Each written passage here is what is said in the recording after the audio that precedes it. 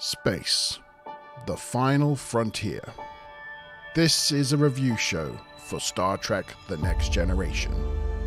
Its continuing mission to explore interesting plot points, to seek out goofs and continuity errors, to boldly go where no other TNG review show has gone before.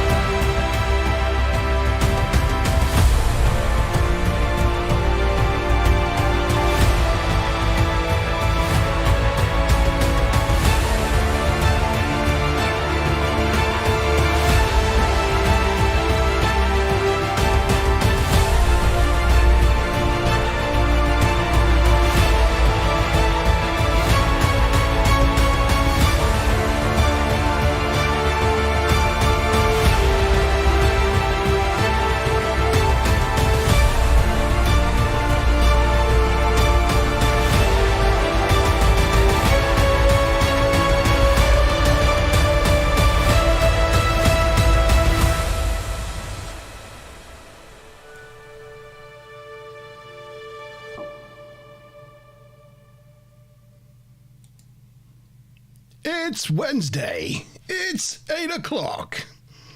It's the TNG review show.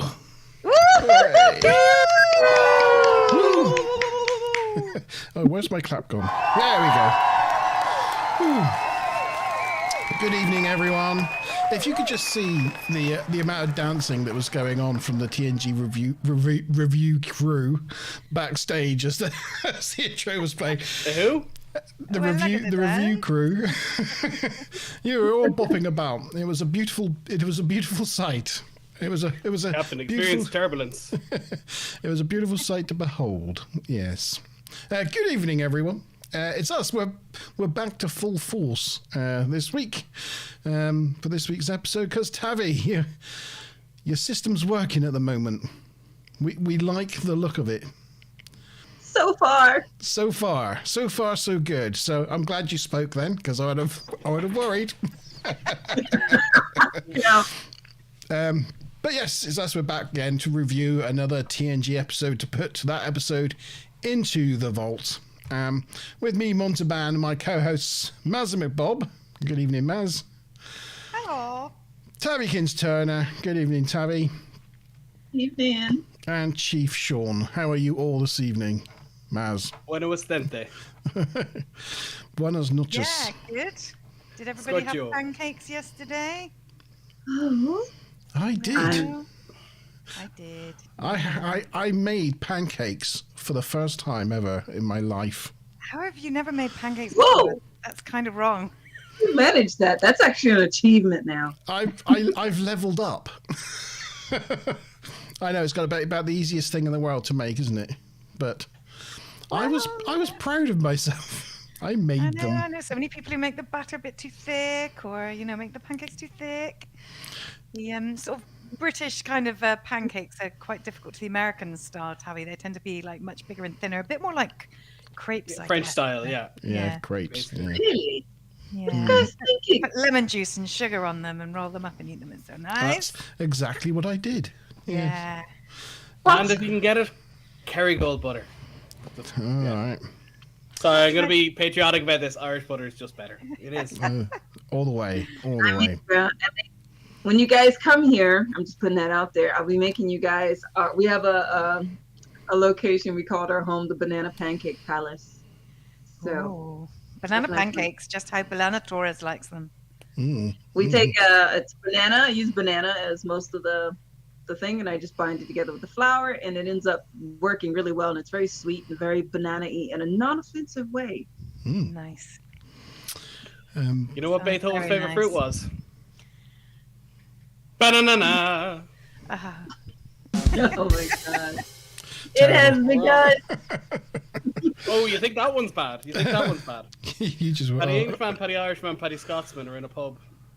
Paddy Englishman goes, "Oh, you know what? I name his name George. He's born on St. George's Day." The Scots goes, "Do you know what? That's funny. I named my son Andrew. He's born on St. Andrew's Day."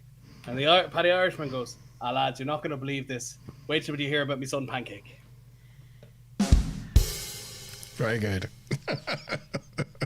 Very good. I was like, whoosh, never mind. No, I gave you a badum. You're all right.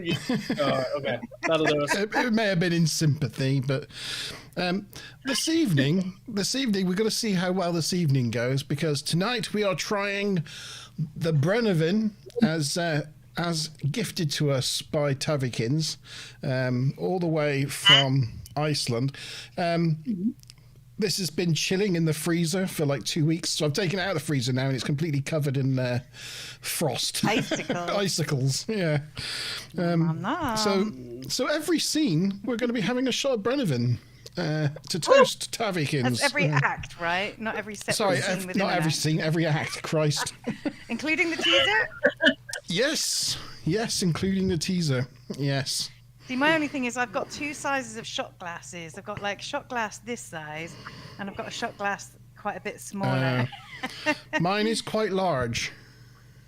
Okay, then. And what about your shot glass? But I am going to decant it. I've got these nice... The Smiler Rainbow got me for Christmas. I've got these nice tumblers, Star Trek tumblers. So I am going to decant it into a tumbler. I may not fully fill it because it's like probably...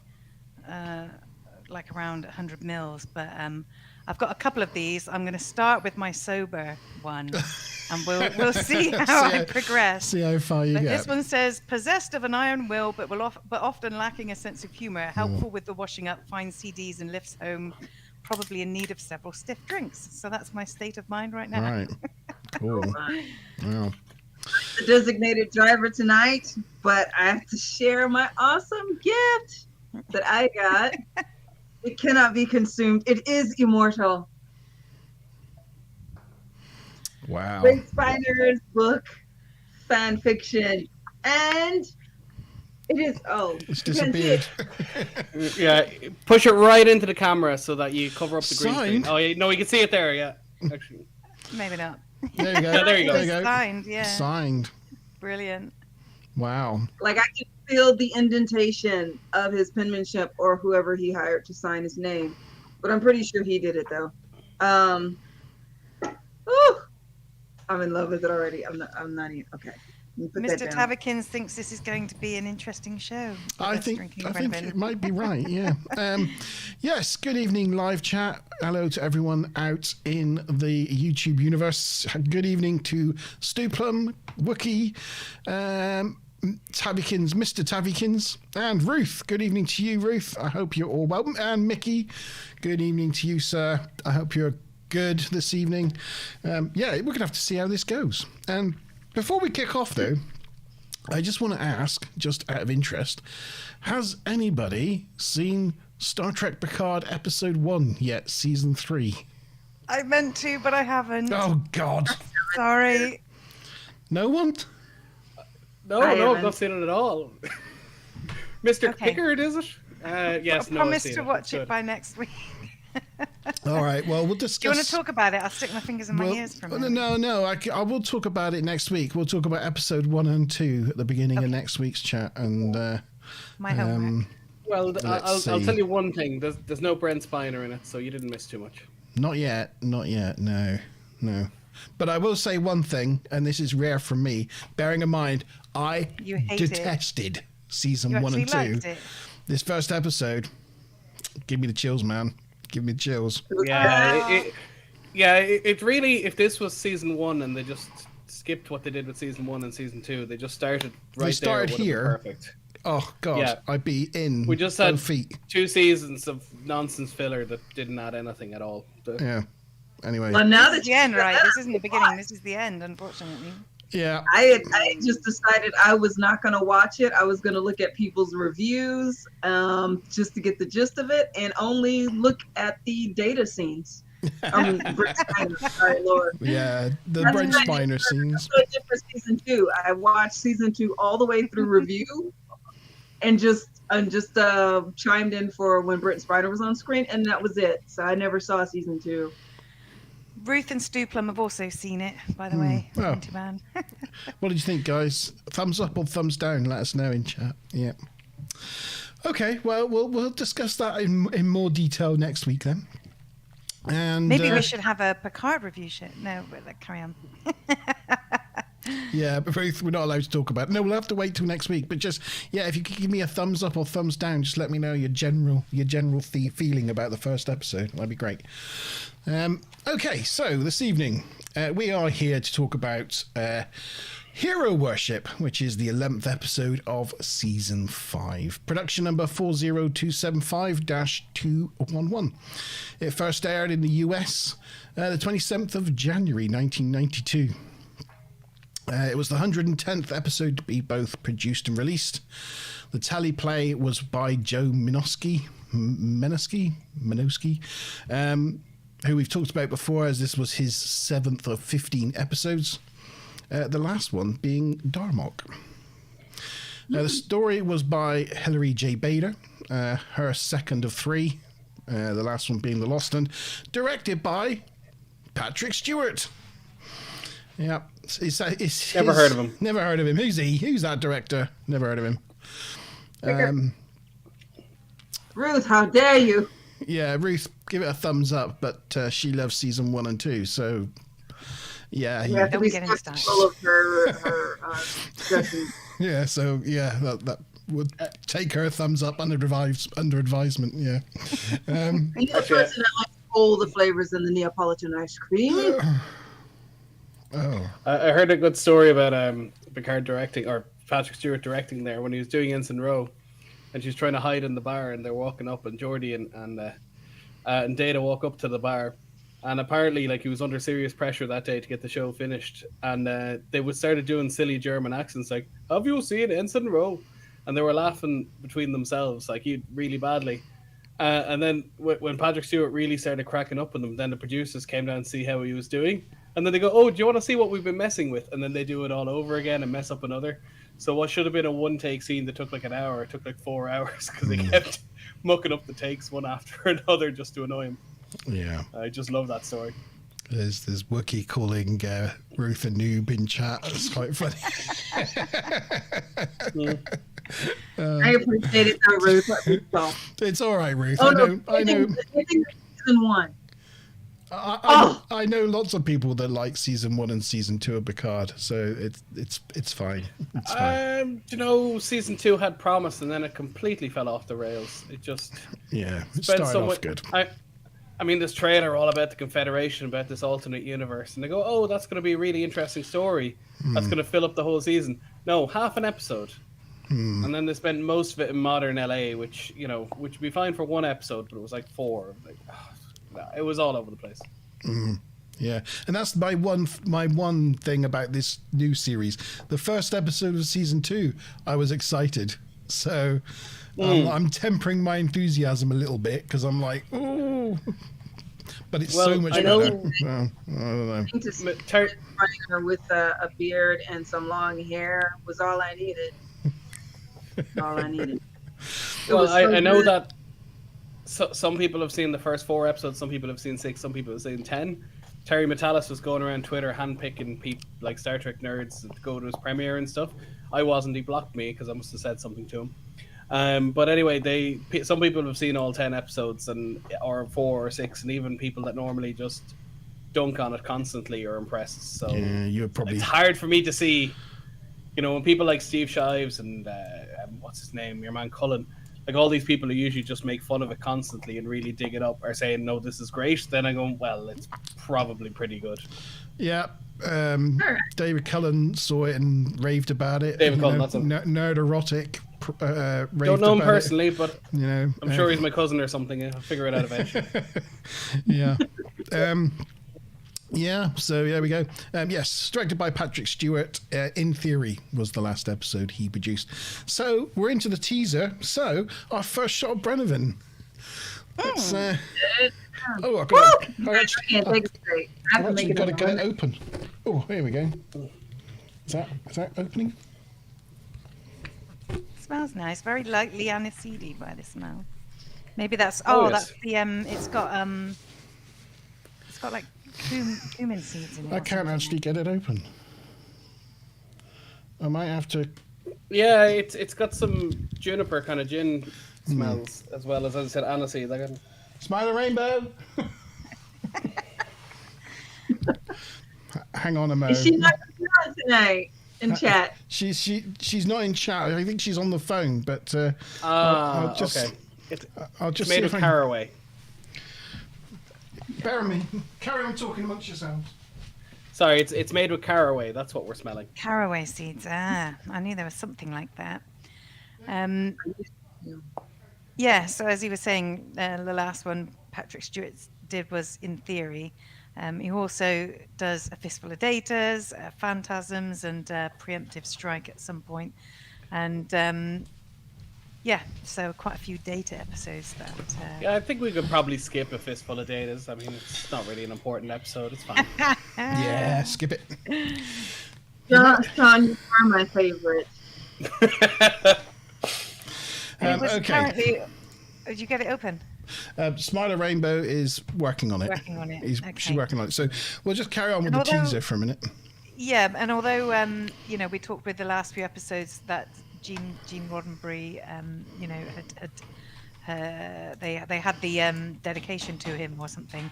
Apparently, it was actually on the 6th day of filming this episode that the crew found out about it, and it was particularly poignant for Troy because her dad had died on the same day 10 years earlier. And they were all a bit sort of gutted for the last day of filming on this episode. But yeah, so there you go. There is the first picture. I can hear her getting the tools out in the kitchen. She's kind of sawing away at it and poking away at it now. Yeah, mine opened easy as pie, just like, yeah. I think I don't know. It's my ham-fistedness. I think I've sheared the screw on it without actually breaking the seal. But anyway, so Steezer, 2 days ago, Starbase 415 lost contact with a research vessel which was sent to explore the interior of a black cluster. The Enterprise is en route to investigate. On the bridge, Data informs Picard. Data informs Picard that they have arrived at the coordinates, and Picard comments that this is one of the most ancient structures in the galaxy. Data scans the area and locates the missing ship. But question number one. And I will say this for this episode this evening. It's no multiple choice. Ooh. It's just you got to put your answers into chat, right? Ooh. I do this like once a season, like just go crazy without the multiple choice. So do we still have bonus questions in the spinning of the wheel? No, there's no bonus questions, but there is 9 questions. So if there's more than one person answers correctly. Yeah. Or do all correct answers score? We could just roulette every question. Yeah, we could do. I'm up for that. That wouldn't be giving out very many points. Though. No. Or maybe just some of them. Maybe I'll decide. Well, some of them, the easier ones, I'll roulette it.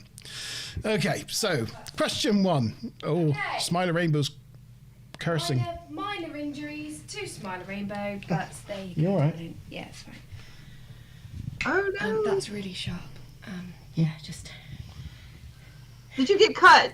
Just Oh, yeah. just sliced down. Yeah. It's okay. Oh, ouchies. Oh, my word. Right.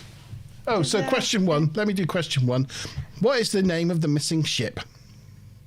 So you might have noticed at the beginning, I said a ship went missing, and I didn't say which one. Have you got sperms wiggling around behind you? It looks like a sperm trying to get into an egg. Yeah, it does. Yeah. It's like, what What it is. That one, that has high motility. That one does. Oh, apparently. I can skip it on. Hold on. There you go. Right, here we go. Brenovan. Oh, Oh, it smells nice. it does. Oh, good. Woohoo! Mmm. Ooh. Yep. Golly. Yes. Ooh, that'd be tough if it wasn't frozen. Oh, yeah. Yeah. Now you see why I mix it in as hard lemonade. Whew. Okay. Who but I decided end up this was a good drinking idea? Bring down 5 Absolute to go. spoon thought this was a good idea. Ooh. Oh, that'll clear your nostrils. Um, Yeah. what question are we on? Yeah. Where are we? So I sent Tavi a book with Brent Spiner's signatures. He sent me a hangover and digestion difficulties. Okay. So they find the I ship. love that shot. They find the ship and it looks heavily damaged, and Worf reports no life signs. They reports heavy damage. They can't set up a data link and extract the logs. So Riker takes Data Geordie and beams over to extract the data manually. Data extracting data. I like it. I ask this question quite often, but what type of ship is it? I couldn't find it. I googled it and I kept getting crappy Sean responses. knows. Sean knows. I do. I was remaining silent. 10 points to the chat for someone who gets it, or 5? Hey? Hello, Sean. Well, I think it's a bit of an easy question, that one, isn't it? I mean, I think we asked the same thing last week or the week before. Yeah, well, Yeah. I mean, like, I tried to guess that it was. Am I allowed to say it, or is this part of the quiz? No, you can say it. Yeah. I thought it was just because it was a science vessel. I just assumed it was an O-berth, but the structure of it That's looks it. different. No, it is an O-berth. Yes, It is. It's an that's O-berth, heavily yeah, damaged. it's a heavily When damaged. you see it from O-berth. the other, when you see it from the other angle, you can tell. It's just you can't see the struts in that one. Okay, I just So they beam over. A spark from a ceiling beam nearly squashes Geordie just as they arrive, and they find lots of dead bodies. those legs. Look at those legs. Oh yeah. I would love to climb up those. Sorry, Mr. Taddy. Yeah. Yeah, Geordie finds a terminal, but it's causing a feedback loop. But he does some jiggery pokery and gets the data link connected. As he does so, though, they hear moaning coming from the wreckage behind them, and they find a trapped boy. And that's the end of the teaser. We have a request from Wookiee that we have to do. It is the most awesome thing that I have heard, and I don't understand how we didn't come up with this before. As part of the after show, he wants us to do like a synchronized tilt where it looks like, we're all Oh yeah. hit by a wavefront. The cast had to do that. He wants us to do it in the after show. Okay, Yeah, well, let's do that. we'll give that a go at the end. I might fall off my chair by the time I've had 6 shots of It'll be real. Brennan. You're making Very me jiggly. dizzy. You're making me dizzy, Sean. My head is spinning. Have you got anything Yeah, else yeah. then, Maz, for the teaser? Any other? Not specific. Hanko! Hi, Panko. I think I Supreme think someone Panko's may have here. joined the chat. Let's give a cheer Not for Supreme specifically, Panko. but there's the guy who's the boy, Joshua Harris.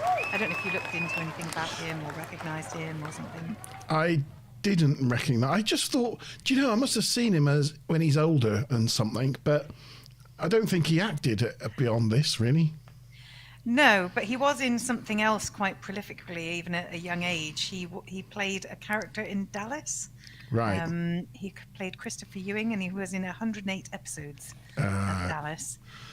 He stopped acting at the age of 15, and then he went to college and started playing a lot of baseball. Ended up becoming a professional baseball player and playing for the Chicago Cubs. Wow. And later on, when he retired from baseball, he's kind of gone into like directing and producing. I just thought it was quite an interesting career, actually. Well, that is interesting, isn't it? Having been like a famous person in Dallas and Star Trek. I mean, he could like go to conventions and everything. But then he becomes more famous as a professional baseball player. Yeah. I mean, the Cubs are like one of the biggest baseball teams, well, in the world, really. So that's amazing, isn't it? Really? Well, funnily enough, Sirach Lofton's uncle played for the Cubs at one stage, so perhaps they played right. together. No, no, thinking the age difference, it wouldn't have happened. Now I think of it. No, there you go. But Okay. yeah, Sirach Lofton's uncle also played for the Cubs, which is part of the reason why Sirach Lofton was so good at baseball when they got him to play it, because when your uncle's a professional, you're going to be good. Right. We're starting another act, so Oh, Okay. shit the bed. shit Yes. the bed.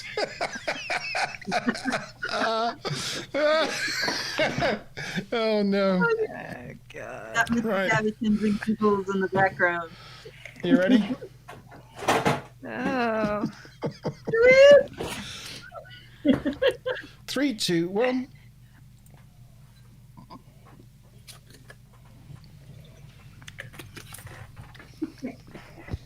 Whoa. Bossed it. That's the most West Country I've ever heard you sound. Roar! Or yeah, what? I'll give you the key. No, Chewie's looking like a little bit worried for me. Hey, Chew. Okay. Good evening, G. I hope you're well. It's always shitting the bed.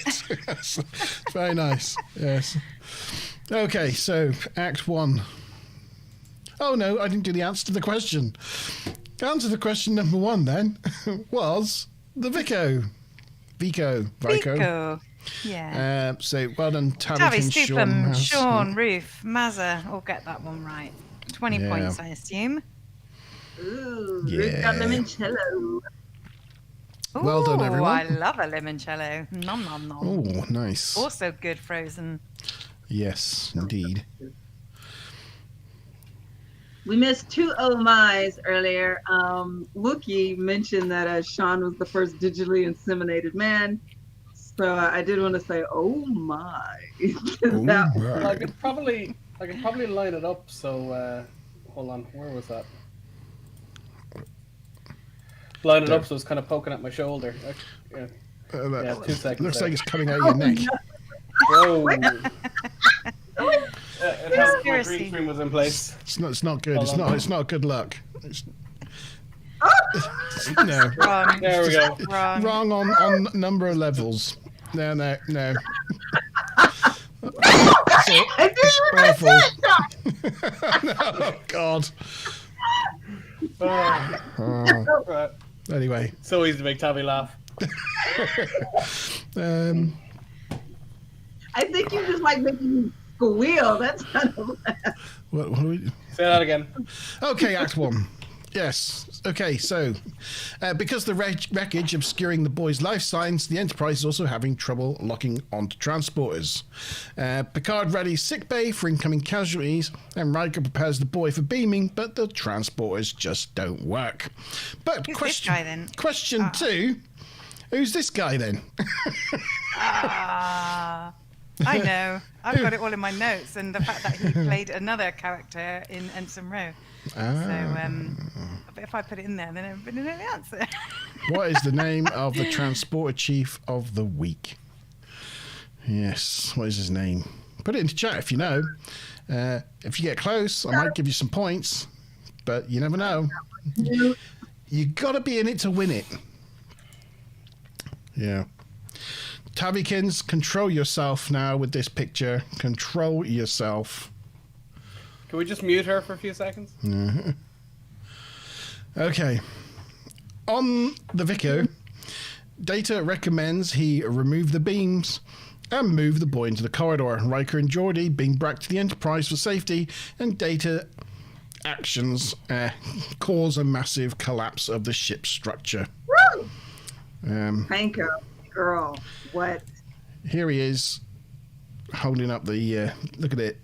Look at the absolute unit. Oh my God, Daddy Data holding it up. Oh my God! Yeah. Saturday Night Fever there. Yeah. That man is too fine. Question though. He's like 70 something, and I'm still all on it. Here's a question, right? Gravity in starships is fake, isn't it? It's like generated. They got gravity generators in the deck plates. Why can't they just turn gravity off?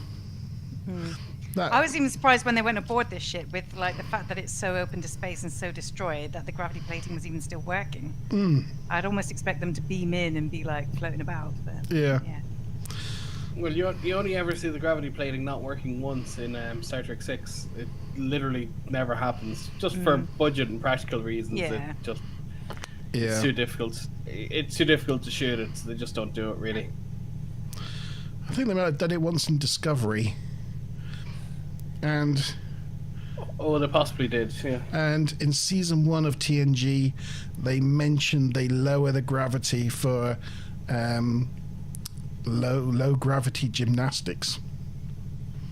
There's also there's an episode of Voyager where Tuvok is training some of the key members, bringing them up to speed, and they go for a run, and he goes, I increased the gravity by 10%, but he sent him off for a run, so he's a bit of a hard nose.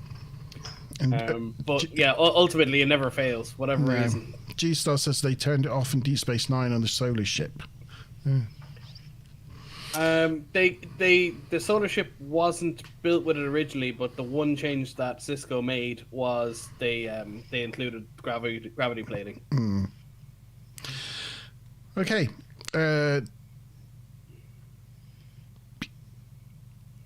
So they get him out into the corridor, and he lifts the beams away with ease, and they transport out of there just as this sort of ship collapses around them. It turns out the boy is the only survivor from the entire ship, and whilst being examined by Dr. Crusher in sickbay, tells him that they were in the Black Cluster when they were attacked by a boarding party from a big ship wearing purple helmets and carrying phaser rifles. Dr. Crusher confronts the boy, who turns out to be called Timothy, and leaves to get him something to eat. When Data tries to help, Geordi in engineering calls, but the boy holds on to his hand, and he confirms to Troy that he will stay by his side.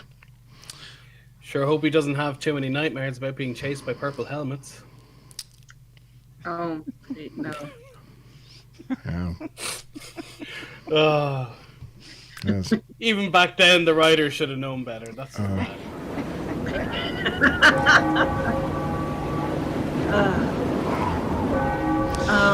Oh my.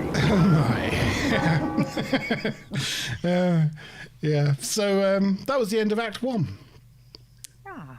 One thing I forgot to say, and with the Oberth ship at the beginning, for the first time, it's not a reuse of the Grissom model from Star Trek 3. They actually took a cast of that ship so they could like smash it to pieces and make it look completely. So, yeah, it's a new model, even though it's an old style ship. Makes sense. And sorry, I don't know if anybody mentioned this with the name of it, but it was actually called the SS Vico, not the USS Vico. Oh, okay. Because apparently it was a Federation civilian ship and not a Starfleet ship.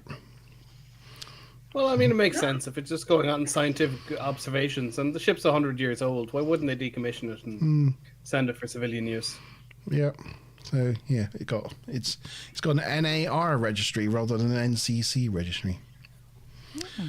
There you go. Anything so I've got else a from couple of comments about this act. There was something that was logged as a goof online around the fact that after Data yanks Timothy out from under the rubble, and then he runs to the corridor and says "Energize," and apparently he says that before hitting his communicator badge. But actually, even before that, I'd clocked that Riker got off the transporter pad and then just sort of carried on talking to Data as if they had an open comm line. So, maybe that would mitigate But the why fact did that he- was a goof. Why did he touch the badge then? Surely he's turned the thing off. Well, I don't know, but I mean, at least if they did have an open comm link, then it wouldn't have mattered whether he touched it or not. But Well, there'd be no reason to close it, but and actually, I would imagine in an emergency situation like that, an open comm line would be standard procedure anyway. But it's just weird he shouldn't have went for the badge. Just was wrong. And then also, Touch itself. yeah, you wished he'd tapped himself elsewhere, right? Or I wish I could have tapped him, but he can do the warm up. Look at them arms; they're nearly down to his knees. Takes him a long time to get that hand up to the old communicator. That's true. Longer to travel.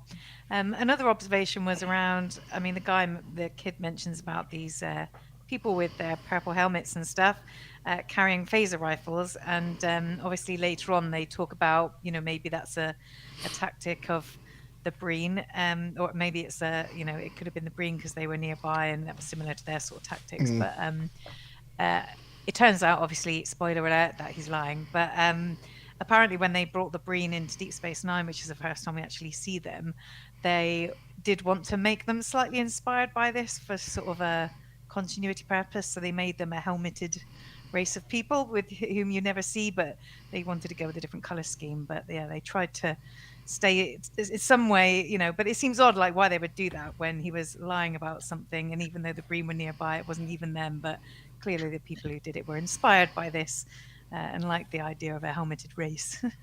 Yeah. Well, for one thing, they're very budget friendly, Yeah. Part of the reason why you see so many stormtroopers in Star Wars is it's very cheap and you don't have to worry about continuity too much.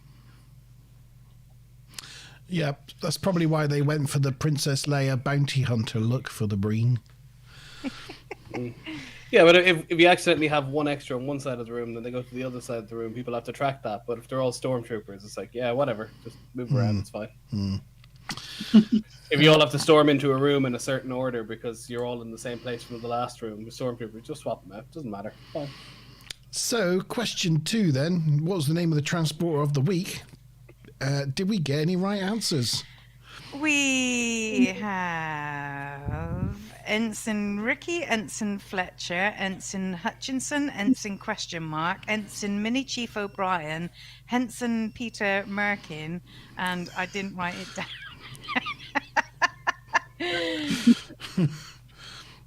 Were any of those correct? I'm guessing the Ensign Hutchinson was from yourself, Maz. Yes, it was. Because you said you know the answer. Yes, so Ensign Hutchinson, he so the actor's name is Harley Benton, and he previously played Transporter Chief Collins in Ensign Row. So for some reason they used the same actor both as transporter people roles, but had him play different characters with different names, which seems very strange to me. Very odd. They don't usually do that. And he took his wife's name. Possibly, but also the if a character is named by a writer and it's reused in a later script, they have to get money. Yeah. That's why you have Ensign Torek and good Ensign point. Vorik. In TNG episode Lower Decks, you've got Ensign Torek. In Voyager, you've got Ensign Vorik, same actor, both Vulcans, but they're different characters. You've got Nick DiCarno and Tom Paris, same actor, different characters, supposedly. Okay, that answers that one. Thank you, Yeah. Sean. That's interesting. Thank you. Yeah. Although they could have just not mentioned his name at all, and it would have been fine. But Okay, so Act 2. So guess what that means? Another act means Oh, another shot. I'm giving myself a full glass this time. I've been sort of wimping out a little bit and doing half glasses, but I feel like I'm never gonna progress to my next glass of pissed. Oh, I've unless already up got the like ante. I've already got like slightly rosy cheeks, so that's How much is left in your bottle? Am I not having as much as you? hey. Like I'm only just down past the front label. Yeah, same. Okay. At Yeah, least I'm but not going just too past loud then. the top of the front label. Okay. Good. Good. Here we go. I might do this in 2. Are you guys all getting it at the same level? So you're all in taking the same amount, or? I think so, that's what I was tapped out. just checking. Sorry, I had to Oh, tap out. It wasn't working for me. It's repeating on me too much.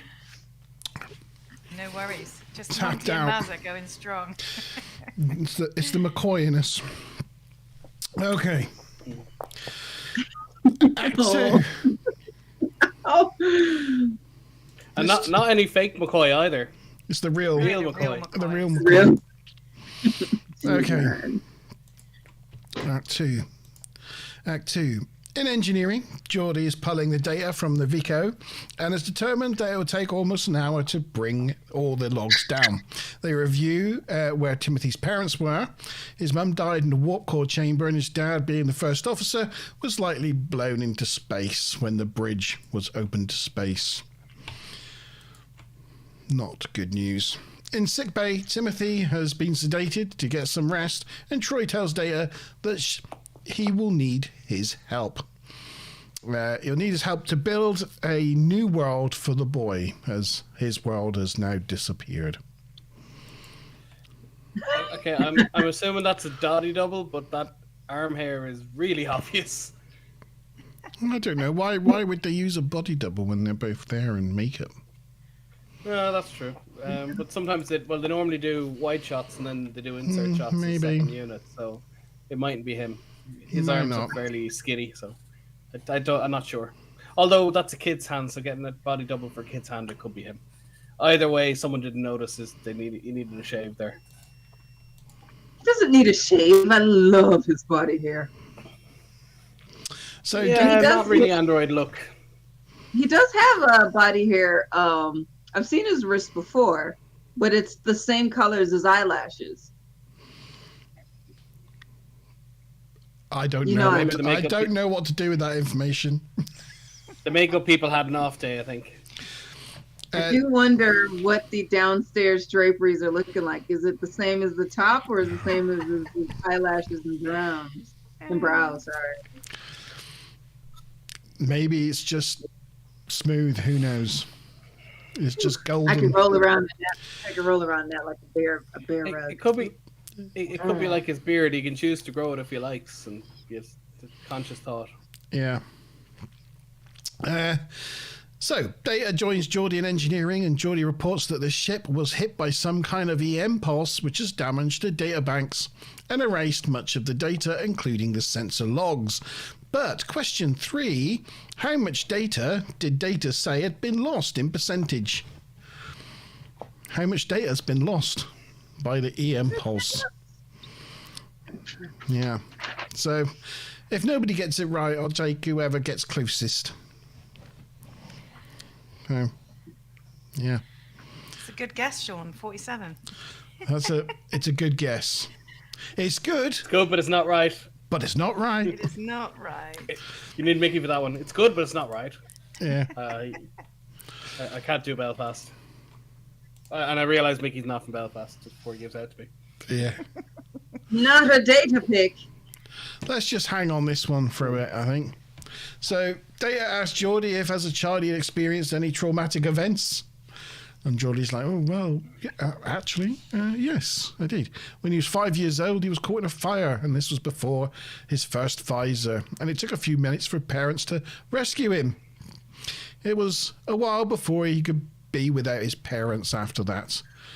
But Data comments that Timothy has lost that support. In class, Timothy is having trouble. He's having trouble with his behaviour. He doesn't want to join the rest of the class. He fixates on building a model of a temple. Troy watches on creepily from the background. I thought this was the dumbest scene for someone who's supposed to be an empath. And then secondly, just like pedagogic Why would you put a traumatized child in class and then be unsure about his behavior when he wants to do something else? It's like, just let the little dude chill. And then she's in the background making funny faces like she doesn't know what to do. And I'm like, if you don't get out there and be like, look, he's feeling this way, because she's straight up the first person, I sense that he's feeling something. And this time, nothing. Didn't even want to help the teacher out. The teacher's like, I don't know what to do. And she's Can just I like, just say, yeah. I just want to say, I was that kid. It's like, oh, play with the other children. And I'm like, no, I can build something over here. I'd be far more interested in Where's my Lego? Yeah. Give me a Lego or a model kit over interacting with people any day of the week, especially children, even when I was a child. Yeah. You were never a child. You were just younger to Sean. I don't. Wiki says 100% once worked on the nether regions of a cadaver. I had to sew in hair for a movie called Pounds from Hell. From Hell. From Hell. From Hell. Oh, I see. It's a quotation mark. Quotation marks. I see the movie from Hell. Wow, that's. I have no memory of it, but apparently it starred Johnny Depp. So there you go. Oh. You did. Golly. Wow, that's really cool. Heather Graham, I mean, Robbie Coltrane. Yeah. Dealing with cadavers in nether regions, maybe not so good, but working on a movie, that's cool. I'd imagine it was a prosthetic one, not a real, like a rubber one. He had to sew in the hair. But wait, was it a real cadaver or not? Special effects artist there, Wookie. Cool. Yeah. Very cool. Is that what you do? Is that your job, Wookie? Can you make yourself look like a Wookie? That'd be a lot of sewing, wouldn't it? Is that why you're called Wookie? Yeah. Yeah. Well, the trick is to start out with the standard rubber one and make it look human, which is known as an abracadaver. Okay. He's reaching for the button. Yeah. Yeah. Yeah. So, question 3 then. What percent of data did data say was lost? And it was 83%. We have 3 correct It's answers. better to have lived. Well done, Terry. Well done, Maz. And well done, Stu Plum. You've done very well. Apparently, the story of LaForge's childhood trauma with the fire stuff was originally going to be part of the next episode, Violations, where they do something with like memory retrieval or something. But they decided to use it in this episode instead. Right. Cool. Well, it's not the end of an act. Oh, thank God. Oh, is it not? No. I just put in the answer there. It's not the end of an act. The answer for no reason. No, it's because this act has 2 questions, so we had to get that answer out of the way. Oh, I see. Well, we're moving on. You know what's messed up, Ruth? I thought it was strange that Maz also guessed the answer because I actually guessed that answer. Wow. Really? Oh, wow. You only had a 1 in 100 chance of getting that right. That's amazing. Buy lottery tickets this week. That's what I reckon.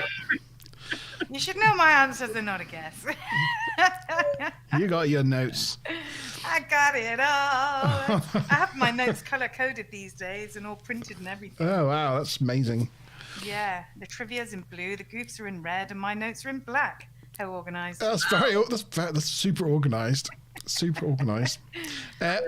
On the bridge, the crew find evidence of disruptor burns, possibly, and speculate that it might be Breen. But Picard points out that Timothy talked about a boarding party with purple helmets, so it seems unlikely.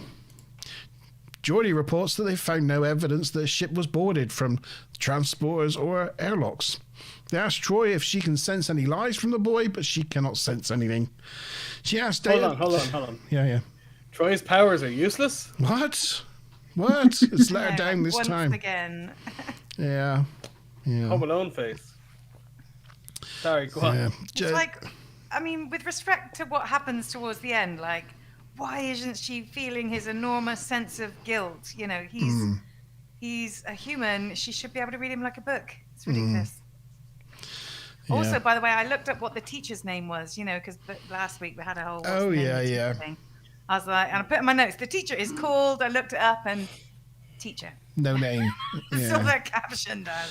No question about the teacher. No information about the teacher.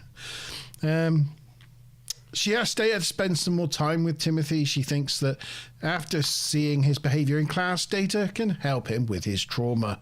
Picard agrees and orders Data to follow Deanna's instructions. Data goes to Timothy's quarters, and Timothy is pleased to see him. Data recognizes the model that he's making, but question 4, what is the model that Timothy is making?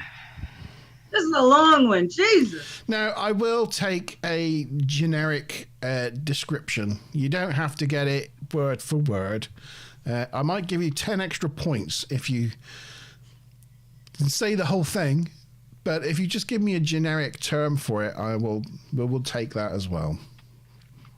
So, everyone's checking their notes now. Yeah, I've got it here somewhere. Where is it? Yeah. I can't read around being writing. Okay, so that is your question 4. Timothy is pleased. Data recognized the model and gives Data a guided tour. He then makes the mistake of asking Data what he thinks of it. And after confirming whether Timothy wanted a frank evaluation, Data tells him it's shit.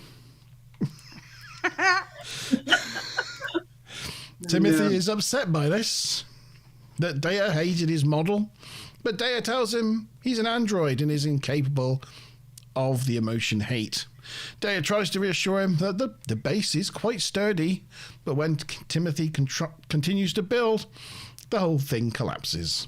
Geordi then calls Data to engineering, but before he leaves, Data finishes the model and Timothy is astonished. Data explains that as he's an android, he exceeds humans in many ways, but he cannot feel emotions. They say their goodbyes, and after he's gone, Timothy practices being Data in the mirror. With Can't his feel emotion. What's love got to do with it? Got to do with it. yeah. And we end. Oh yeah, I've already put that picture up. There we go. This little outfit reminds me of like knitted baby dolls clothes that used to have like little jumpers on little boy baby dolls. Yeah, TNG civilian look is dodgy, isn't it? To be fair, Why was it so tight? they're always so tight, and they're always kind of And I don't know if those are like 70s shoulder looking. pads or what, but that for a little kid, he's got either shoulder pads or really well developed upper arm muscles. He works out. It's probably 17. Well, we know he went on to be a professional sports player, so it's not unreasonable to say he was, training at that point. No. I doubt the principals did have muscle suits, but you have to mold them to the actors, and that costs money. So I doubt they do it for a one and done actor. It just would, particularly a child actor, because there's no way of using it twice. After 6 months, they're a different size. So I'd say that's just him. I'd say he was just in training for his professional career. Good lighting. Yeah, maybe. This was the second mention of the Breen episode, by the way. There was also reference to it in The Loss. Oh, I And, thought it was the first time they'd mentioned the Breen. No. Oh, the second time. Oh. Okay. I don't know if you could call it a goof, but it just seems a little bit odd that they would put a minor who's suffering shock and trauma and give him his own quarters without any adult supervision. Yeah. Yeah. Seems a bit odd. Yeah, Great I job, would Dan. think if you just lost your parents, leaving you alone would probably be the last thing you want to do. But that's just me. Yeah. Yeah. Very strange. Yeah. So That's the not. question 4 then, what was the model Timothy was making? We have the Temple of Jamaharon. Is Temple too generic? A garage kit of Plumbus, a Dokkaran Temple of Karau Haresh, Dokkaran Temple of Karau Hanesh, and Dokkaran Temple of Karau Hanesh. It was the Dokuran Temple of Kural Hanesh with a hyphen. So yeah, well done for those. But we're not going to penalise no hyphen. Right? Temple is also fine. I'll even take Temple of Jemaharon. We'll give you some points there, Sean. Full points or half points? I don't know. I think we'll give Ladies. Tavi, Maz, and Stu Plum like an extra 10 points for getting the whole thing. Yay! For the typo, my N looked like an H. I will say, well done, Stu Plum, for typing that into chat on your phone. That's an impressive feat. I'm proud of you. I just want to let you know that. Yeah. This is where I start telling everyone in chat I love them. Three. Oh, golly. I think you're at Just shot there glass to be number upset, 2. boy. The description being pissed, an adjective, extremely generous, loud and confident, suffering from verbal diarrhea and a belief that he or she can drink anyone under the table. Oh, yeah, I believe all that. It doesn't say proclaiming love for everybody around them, but that's No. probably also true. Right, so we're on to Act 3. So it's time for another one. Right, well, in honour of your, I'm going to move on to that piss glass. Oh my god! Oh, my God. You said you tapped out, Sean. Yeah, no, it's not agreeing with me. Okay. Oh no! I guess you have to maybe re-gift the bar, or share it with friends or something. Oh, I Do know you like- exactly the person to give it to. Great. Come I on, know Yes, Martin. who to give this to. You have to tell me how that works out. Oh, my buddy Ferdy will enjoy it. It is kind of aniseedy. Yeah, like it's actually caraway, but Oh, it's got that similar-ish. similar sort of. Yeah, that licorice flavour. Yeah. It's kind of licoricey. Whew. Are we only on Act 3? Oh man, I wish I was drinking with you guys now. I don't have anything to drink. Yeah. Only beer. What's so funny, sweetie?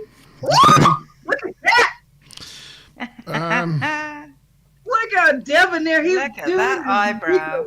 Suave. For Wookiee, the alcohol percentage is 37.5. Yeah, so it's about the same, It's a sort of same as standard vodka. spirit. Okay. They're in this. I don't even hear anything. Just keep that photo up. They're in the room with the table and chairs, and the senior staff are discussing making their way through the black cluster. Data reports that it formed from hundreds of collapsed protostars. I can't read anymore. And the Enterprise is going to have to push its way through it like the Vico was designed to do. But question 5, when was this black cluster formed? How many years ago? I'll give you a clue. It's in billions. So when was this black cluster formed? How many years ago? This really got my attention because if I'm understanding correctly, the Milky Way galaxy is a certain number billion years old. But It's about 12. this but this one, was it 12? Because there's 12 and 4. The Milky Way galaxy, I think, is about 12 billion years old or something. 12.5 billion years old. Because I was reading an article about they were thinking that the Milky Way galaxy isn't the one that's 12 billion, but the galaxy it consumed before was 12 billion years old. And the Milky Way maybe.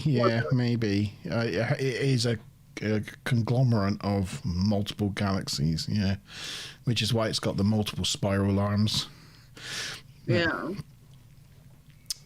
Yeah. There is that old joke about security guard in a museum, and someone comes in and asks him, "How old is that mammoth over there?" "Oh, that's 20,004 years old next Tuesday." "Oh, Jesus, how's that so precise?" And he goes, "Well, I started here 4 years next Tuesday, and on my first day I asked how old that model was." No, I didn't tell that one right. That fell quite flat, but anyway, never mind. Do I need to push the howling wind button? Yeah, that fell fairly. Speaking of pancakes, that was flat. So. Anyway, we'll move on. There you go. Smiler! Sorry, I was laughing inside to Wookiees. Isn't the galaxy 6,000 years old? You know. Yeah, I think little he's been reading the wrong book, or maybe the right book. I don't know. Okay. Well, some people have had some very strange reactions to this drink. So it's the Icelandic version of absinthe Yeah. in a way, but you don't hallucinate. Tabakins is saying it's been known to do things to people. So I said, is it like absinthe? Because with absinthe, apparently it's been known to induce hallucinations. Yeah. I'd say it's closer to maybe Sambuca, but it's not as it's a bit different. Anyway, moving on. Will speculates that maybe sensor difficulties within the cluster might have made spotting an enemy ship more difficult, and Troy confirms that Timothy hasn't opened up anymore yet, but she has a meeting with him later. So we go to later in the day, and Troy visits Timothy and finds that he's discovered an android persona. He's got changed into a little black and yellow mini sort of data-ish outfit. Yeah. When she asked if he's okay, he replies he's functioning within specific parameters. And asked whether he wants to go for a walk, he says he'd find that acceptable. So they go to 10 forward, and initially Timothy claims that androids do not need to eat. But when he spots a sundae going round on a platter, he corrects his statement by saying, but the androids do like to try new things, and orders a Tamarin Frost. He definitely does not order a Cameron Frost, because when I googled what a Tamarin Frost was, Google autocorrected it because I spelt it wrong to Cameron Frost, who's a gay porn star. So I got a load of results I was not expecting. I googled that. Brilliant. All right, sure. Smiler, you just gotta check his browser history now. Yeah, check my browser. No, don't check my browser history. No, don't do that. Yeah, so after seeing this kid acting like an android, it was so off-putting, and I'm always thinking to myself, this is why Tato preferred having girls. Daughter. You're like, yeah, no. He kind of reminded me of young Sheldon. You know, has anybody seen young Sheldon? See that? Yeah, he kind of reminded me of young Sheldon a little bit. Well, of course, Sheldon Senior does do a very, very passable Data cosplay in Big Bang, so I can see it. Cameron Frost does sound like the hairstyle. Oh, yeah. If I die from alcohol poisoning tonight, she will clear my browser history for me. Thank you, darling. And Wookie says, you guys have gone this far. You may as well smoke a doody-wooby-doo. A doody-wooby-doo? Yeah, I think that would be a bridge too far. That would be a bridge too far. Yeah. Right. So. Highest views ever. Cameron Frost. Right, Troy questions him, and he apes Data's response in having no emotion. So, sorry, I just changed my photo there to Sheldon as Data, just for the record. It did happen. Brilliant. No, please don't put that That's on. kind of freaky. That's kind of freaky. Hideous. Like that is a really good cosplay, though. Look at that. It is good, but it kind of also is a thing of nightmares. So, later in Picard's ready room, Troy debriefs Picard about Timothy's condition. One thing I spotted about this picture, have we ever talked about Picard's crystal? Don't think so. No. It's a little known thing. Picard's crystal. He has a crystal in his ready room, and it often sits on his desk, and sometimes they walk in and he's like twiddling with the crystal, like fiddling with it in his fingers. He's quite often like playing with the crystal. It's Picard's pet crystal, but it's one thing that nobody ever notices about TNG. You know, they'll remember the book, they'll remember the picture of the Enterprise on the wall, they'll remember the fish,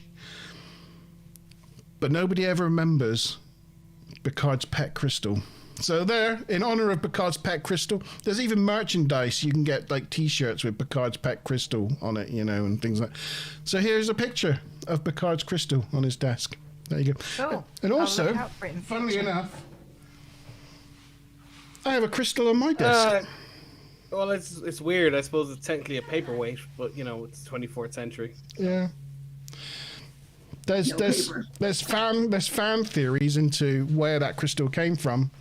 In like the captain's holiday and what Vash did to that crystal that gave Picard fond memories of it. But yeah, there's Picard's crystal. And also, actually, just while you're saying that shot, the cherry sitting in the tapestry on it that you can't quite see in that shot, and that painting. Yeah, if you've seen Picard season 3, episode 1, all those things are back. I think even that desk is in it. It's so good. Just all the little visual bits they're all there, and I love it. Yes. That's a closer match. Oh, that's a closer match. Smiler Rainbow's actually got Picard's crystal. There you go.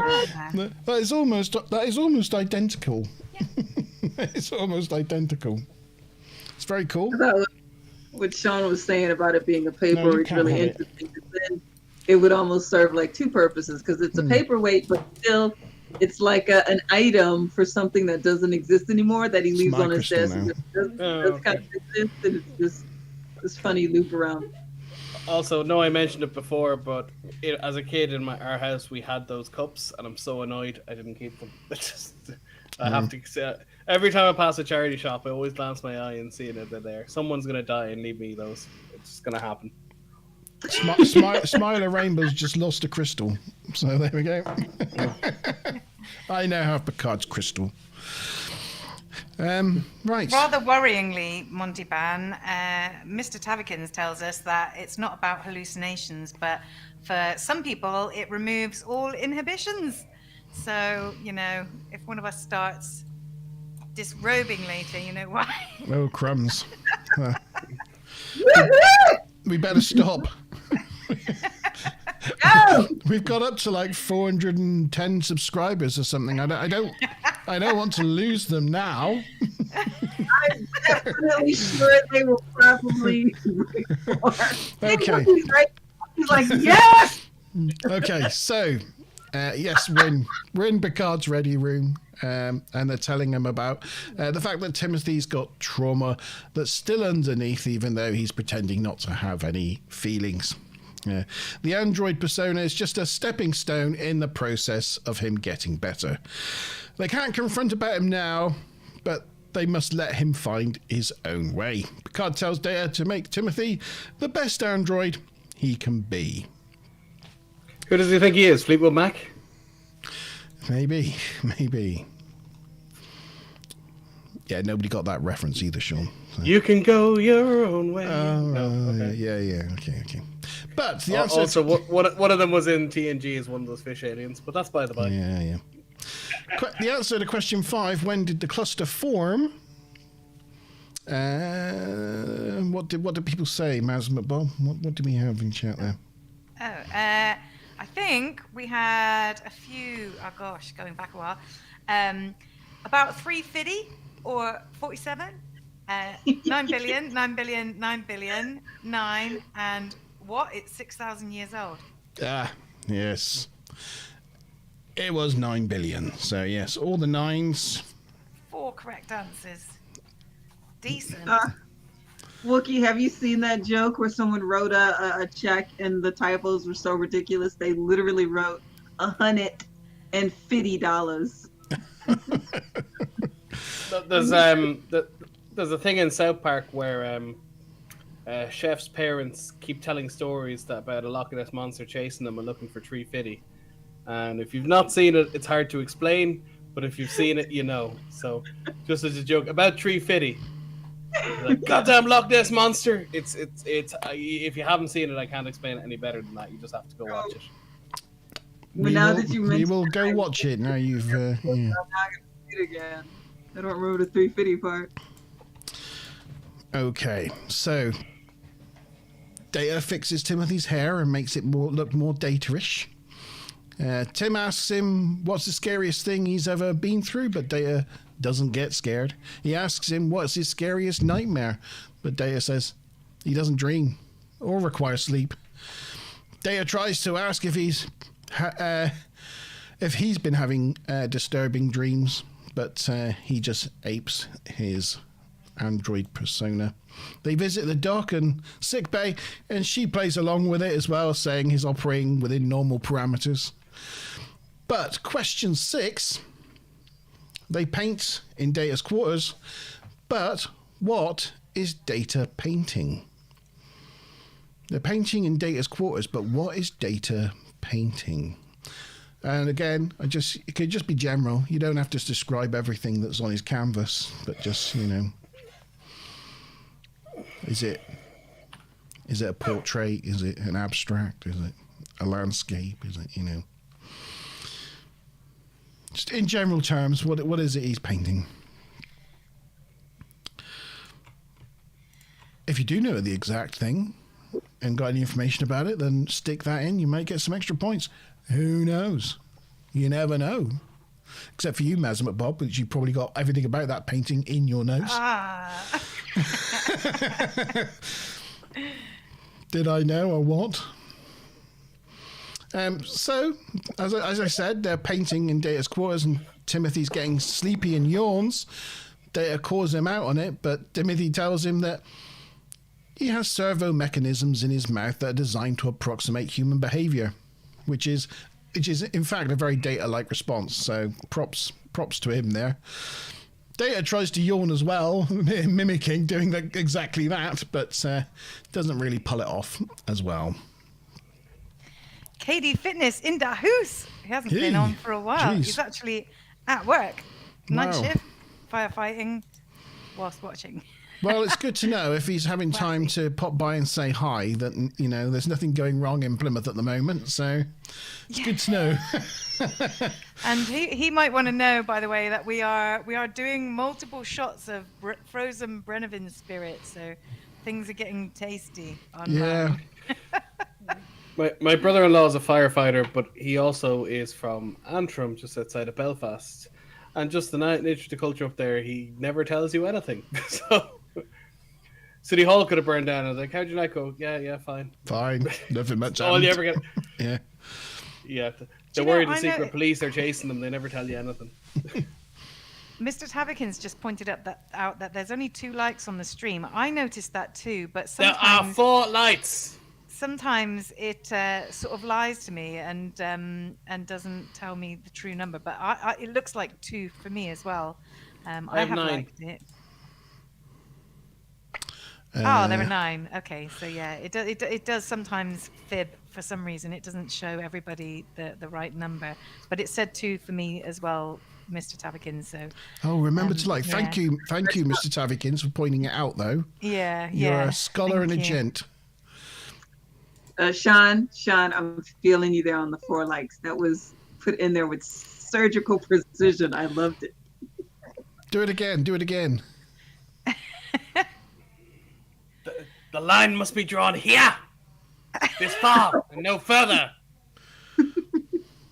I'll give you. I'll Oh, give you Mike! I'll give you a cheer. There you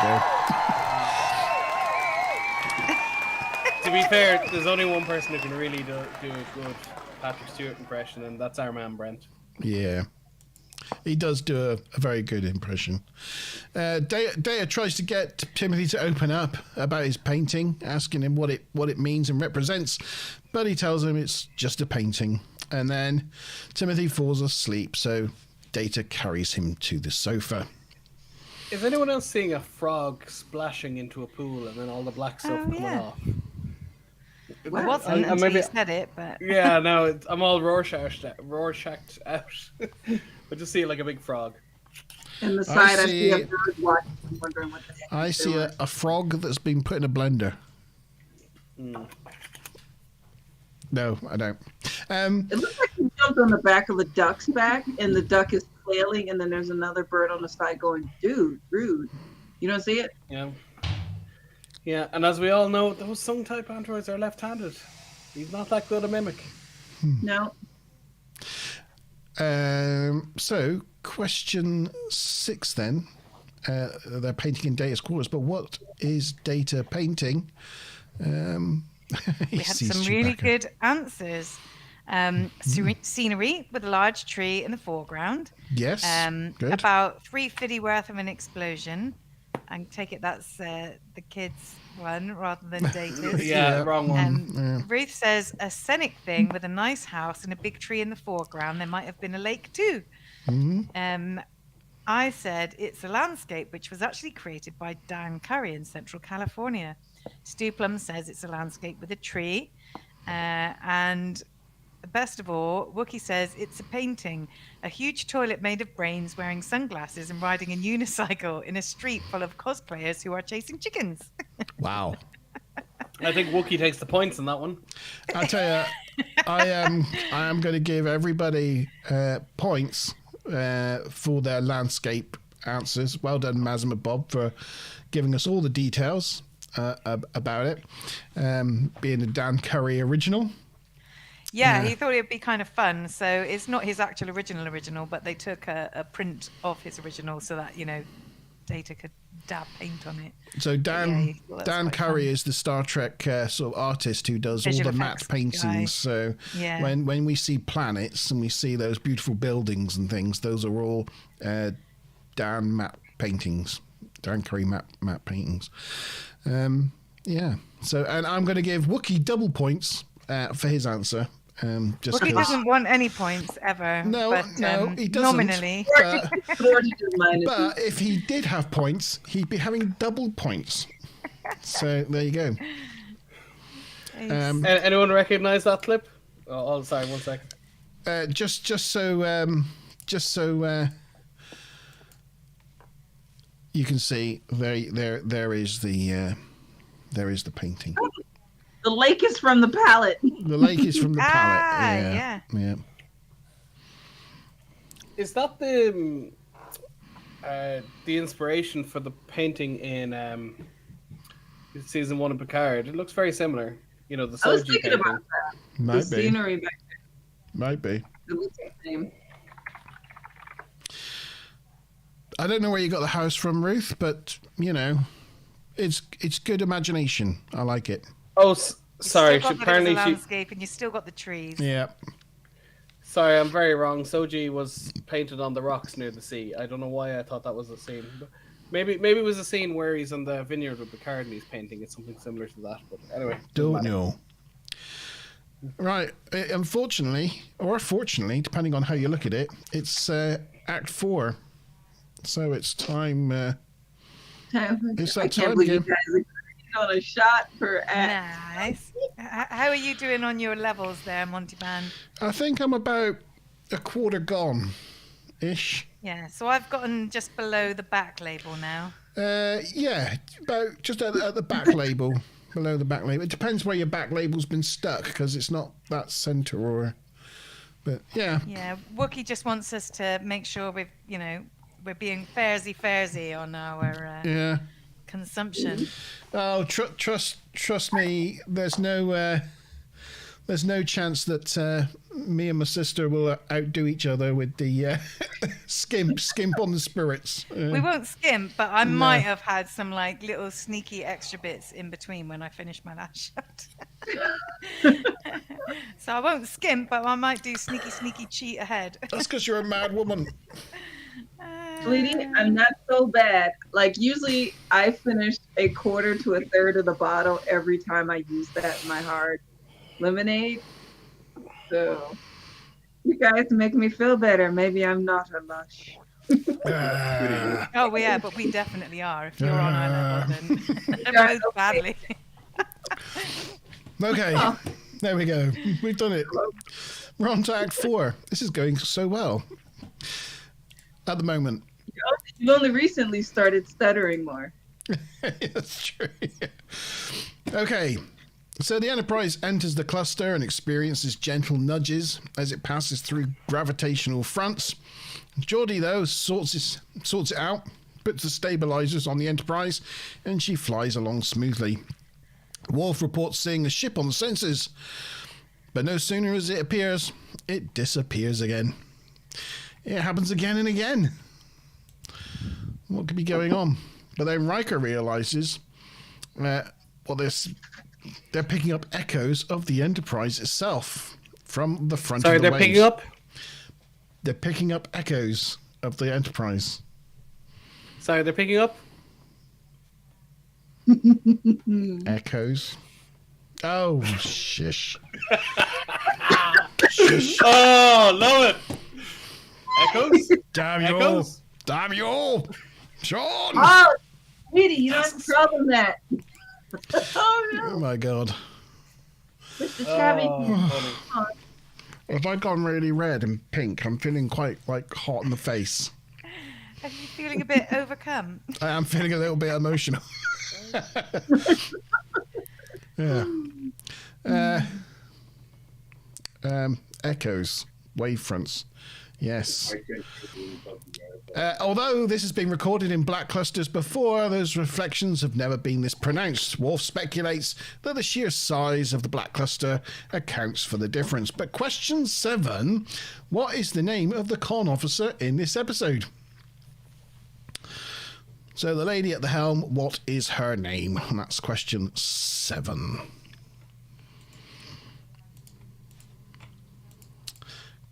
Hold on.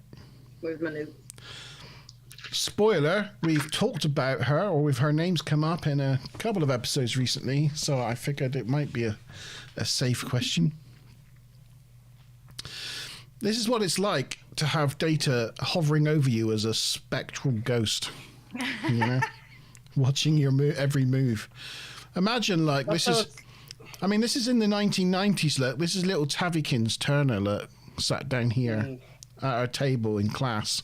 No, she's about the right age, actually. And this is a ghost Data, like, overlooking, and yeah. You see, she's cozied up to miniature Data wannabe. She has. She's found her buddy. She's found her class buddy. I like this guy. Don't know. There's something about him. Yeah. So yes. Meanwhile, Data and Troy are spying on Timothy in school. They're pleased to see Timothy laugh. They're happy he's heading in the right direction. Troy advises Data to open up about his struggles of being human, or trying to be human, as it will help him open up further. So they go to town forward and order some kind of mocktail. Timothy thinks it's good, but Data can only ascertain its certain ingredients. He cannot experience the effect of the drink as it would be on a human palate. He laments he will always wonder what it's like to have your mouth water in anticipation of a meal that you're about to eat. Timothy asks him if he could change into a human, would he change? Data tells him that he cannot take pride in his achievements and he cannot taste his dessert. So sometimes feeling bad would be a small price to pay for those feelings. I'm obviously feeling some kind of way, but he looks sexy as hell sucking on that straw, and then him talking about if I could taste my dessert. I'm like, ooh, baby. My goodness. Let you taste some stuff. Yeah. Okay, that was a bit raunchy. Oh my, stop. Sorry, here's Worf and Picard.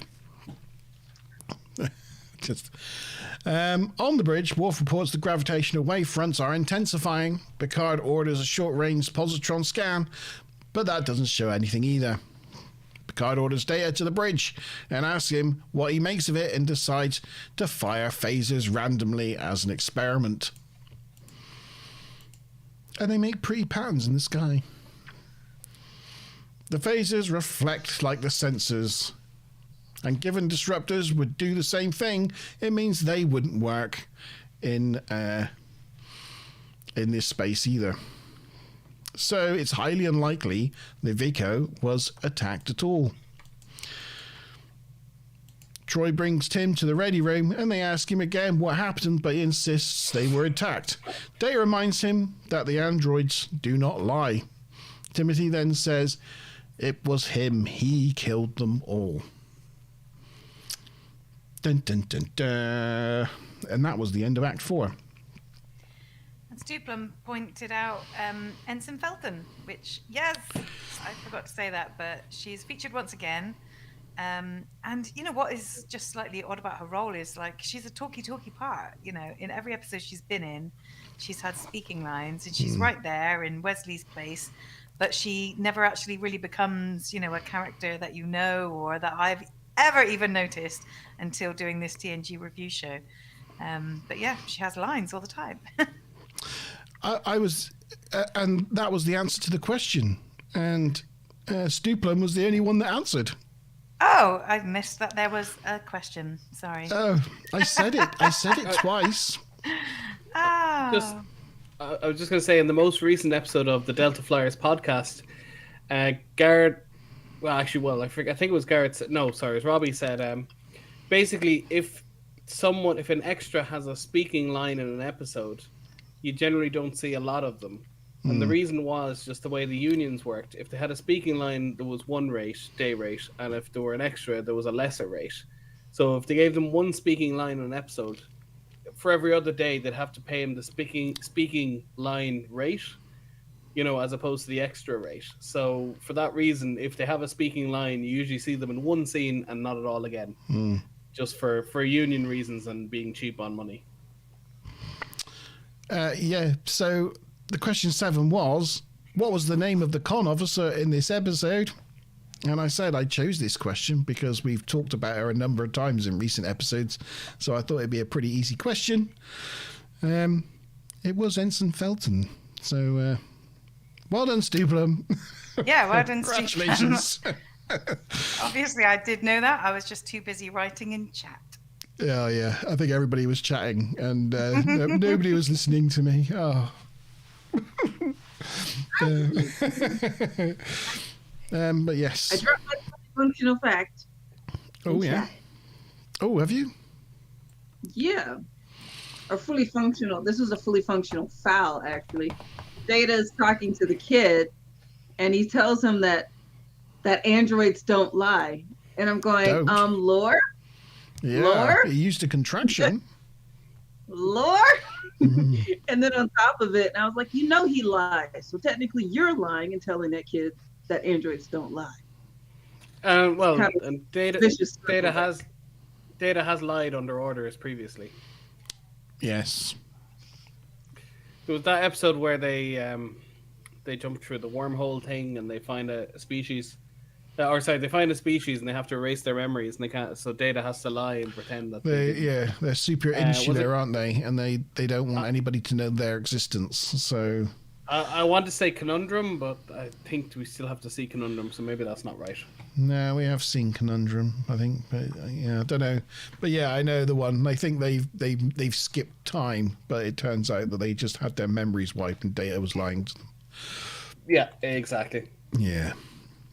So yeah, he's right. They can lie,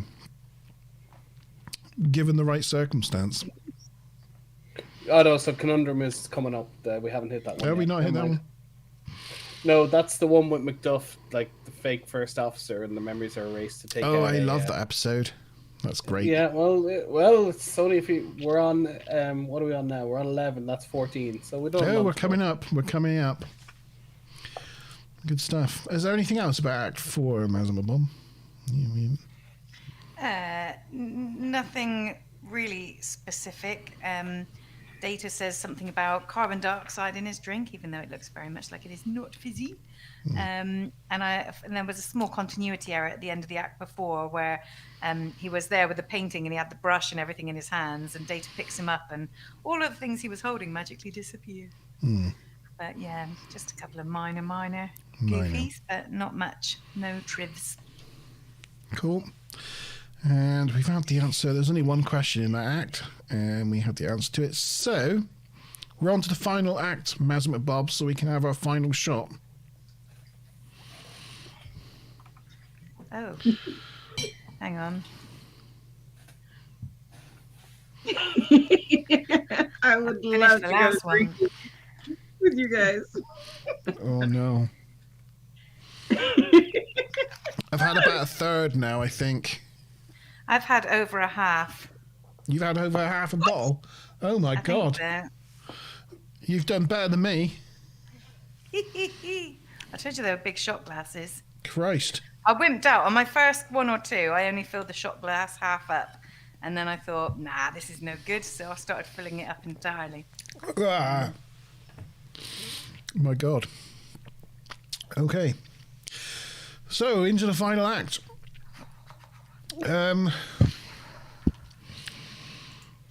Right. Timothy explains that the Vico was shaking and he lost his balance and his arm hit a computer panel. And that was what destroyed the ship. But Troy tries to convince him it was a coincidence, and Data points out that these panels have safety precautions that would stop him being able to affect anything on the panel. Then the Enterprise is rocked by a tremor, and Timothy says, "That was the tremor. This is how it started on the Vico." So on the bridge, the shocks are getting stronger. But question 8, Riker orders the shields to be raised at this point, but to what percentage? What percentage does Riker order the shields to be raised? Is it 10%? Is it Also, 47%? I can't think for the life of me any other episode where they specified how much of the shields to use. To my knowledge, in I every want other episode, shields, it's but I always only just want 100%. 37% shields, specifically. Yeah. No, Yeah. it's just it's an on or off situation. Yeah. It's usually just ray shields, red alert. Not Okay, you can cheat. You can tie in the structural integrity field. You can tie in the deflectors. You can dump the warp power. You can dump the phaser reserves.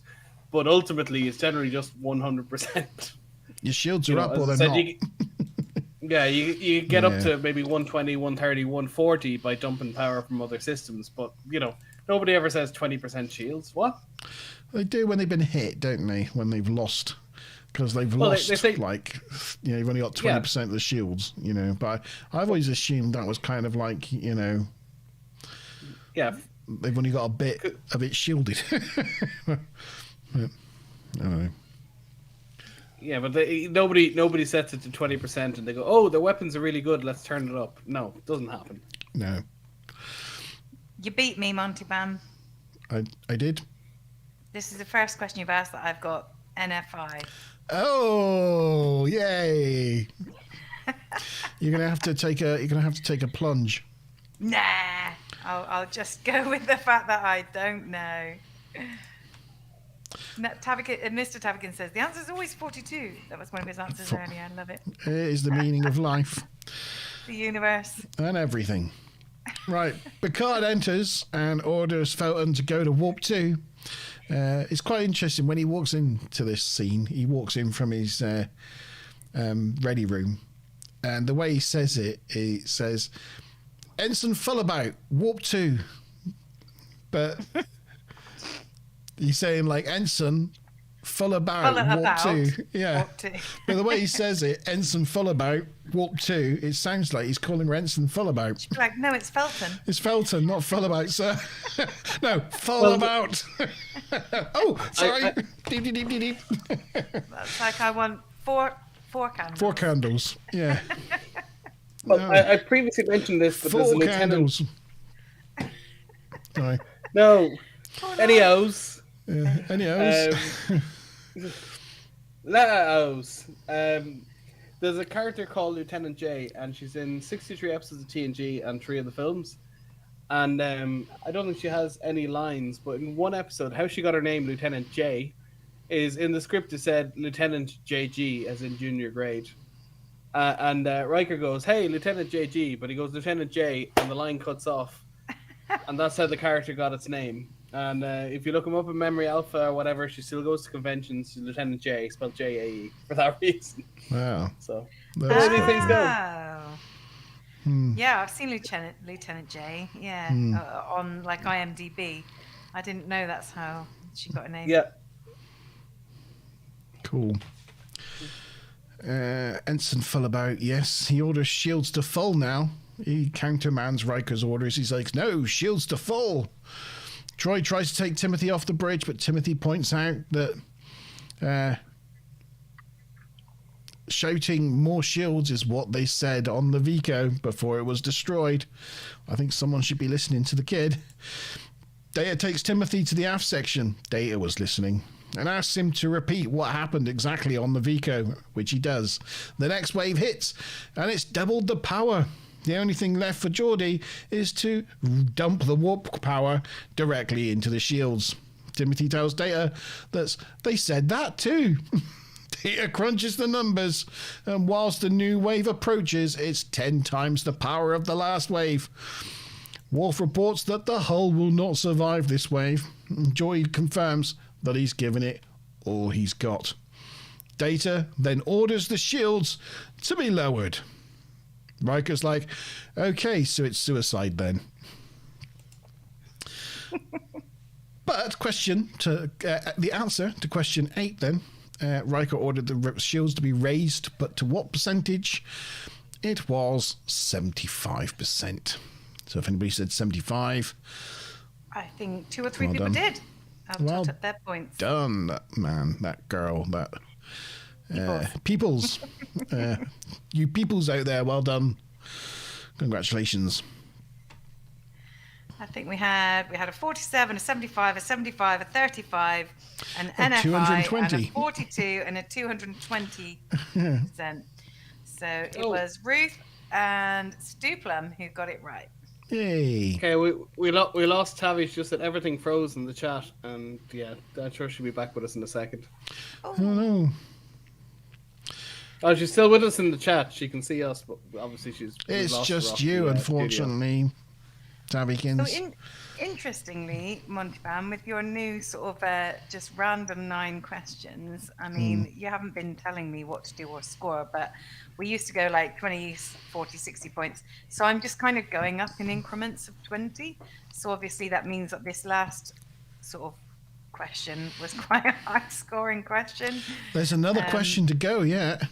Yeah, I know, but it means that, you know, Ruth, for example, has just, by getting that one right, catapulted herself like several places ahead, because that was a 160-point question.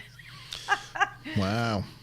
Yeah, I mean, just so everybody knows, at the moment, Stu Plum is pretty much well in the lead.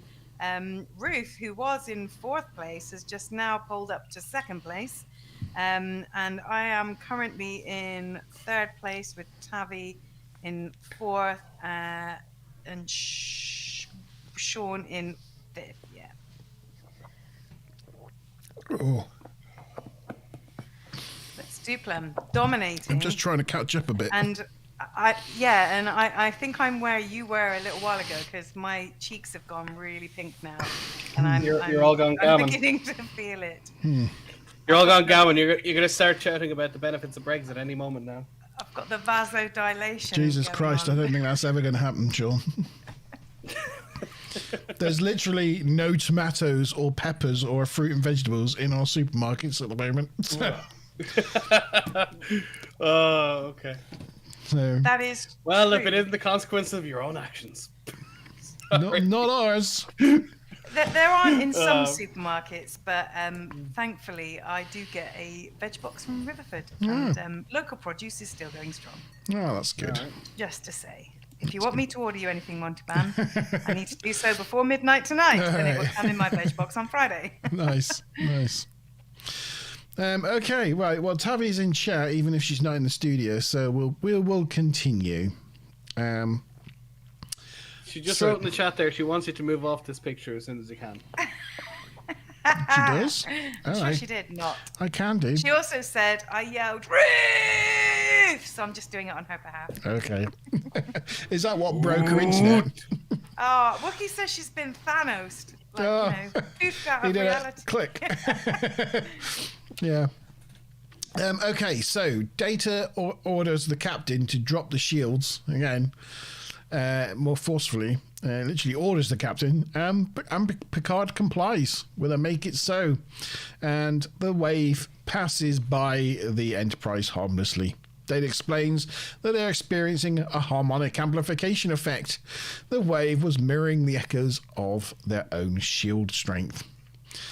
And that inevitably is what destroyed the Vico.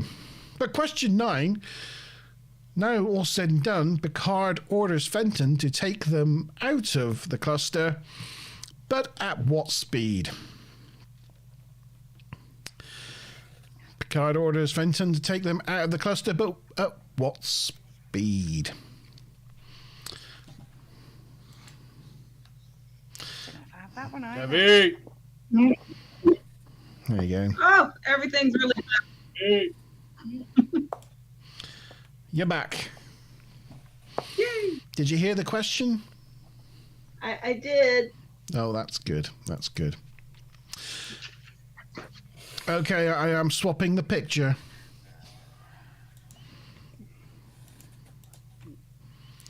Outside the classroom, Data and Troy talk about Timothy. Troy says he's still in a lot of pain, but he is a boy now, once again, and not an android. Data talks to Timothy, and Timothy says he misses his parents. But he is all right.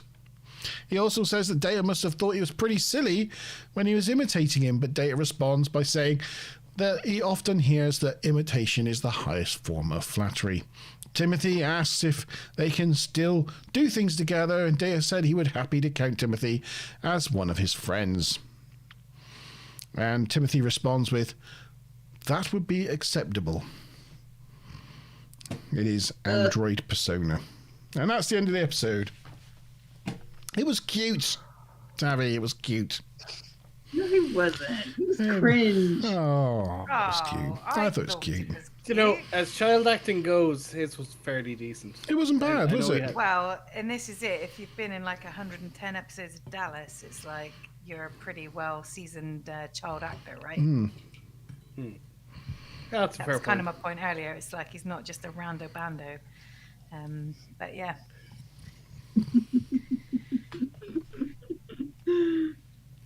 Yeah, and also I loved seeing the inside of an Oberth, you know, because I don't think at any point other than this do we ever see the inside of an Oberth. Star Trek 3. Do we? Yeah, we're on the bridge at the beginning when they're above the planet. Oh, They got okay. pink. They got pink chairs on the bridge. The Reliant had like brown chairs. The Enterprise had like greeny, like pale chairs, and yeah, the old Berth had like pink chairs, didn't they? Yeah, 3, 4, and 5 are not my favorite films. I don't rewatch them often. I just or 1. I just like 2 and 6 really. So anyway, I'm still working my way back through Voyager. I'm up to season 5. I'll eventually get around to everything else, but it takes time. I thought I could get out. You know, I thought the worst thing I was going to hear was Ruth saying she liked season 1 and 2 of Picard, but you saying They you have didn't their like moments. Star Trek 3 and 4? What? Yeah, well, Sean. see,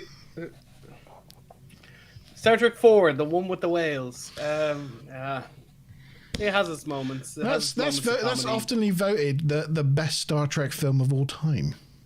No, it's 2 or 6, or First Contact.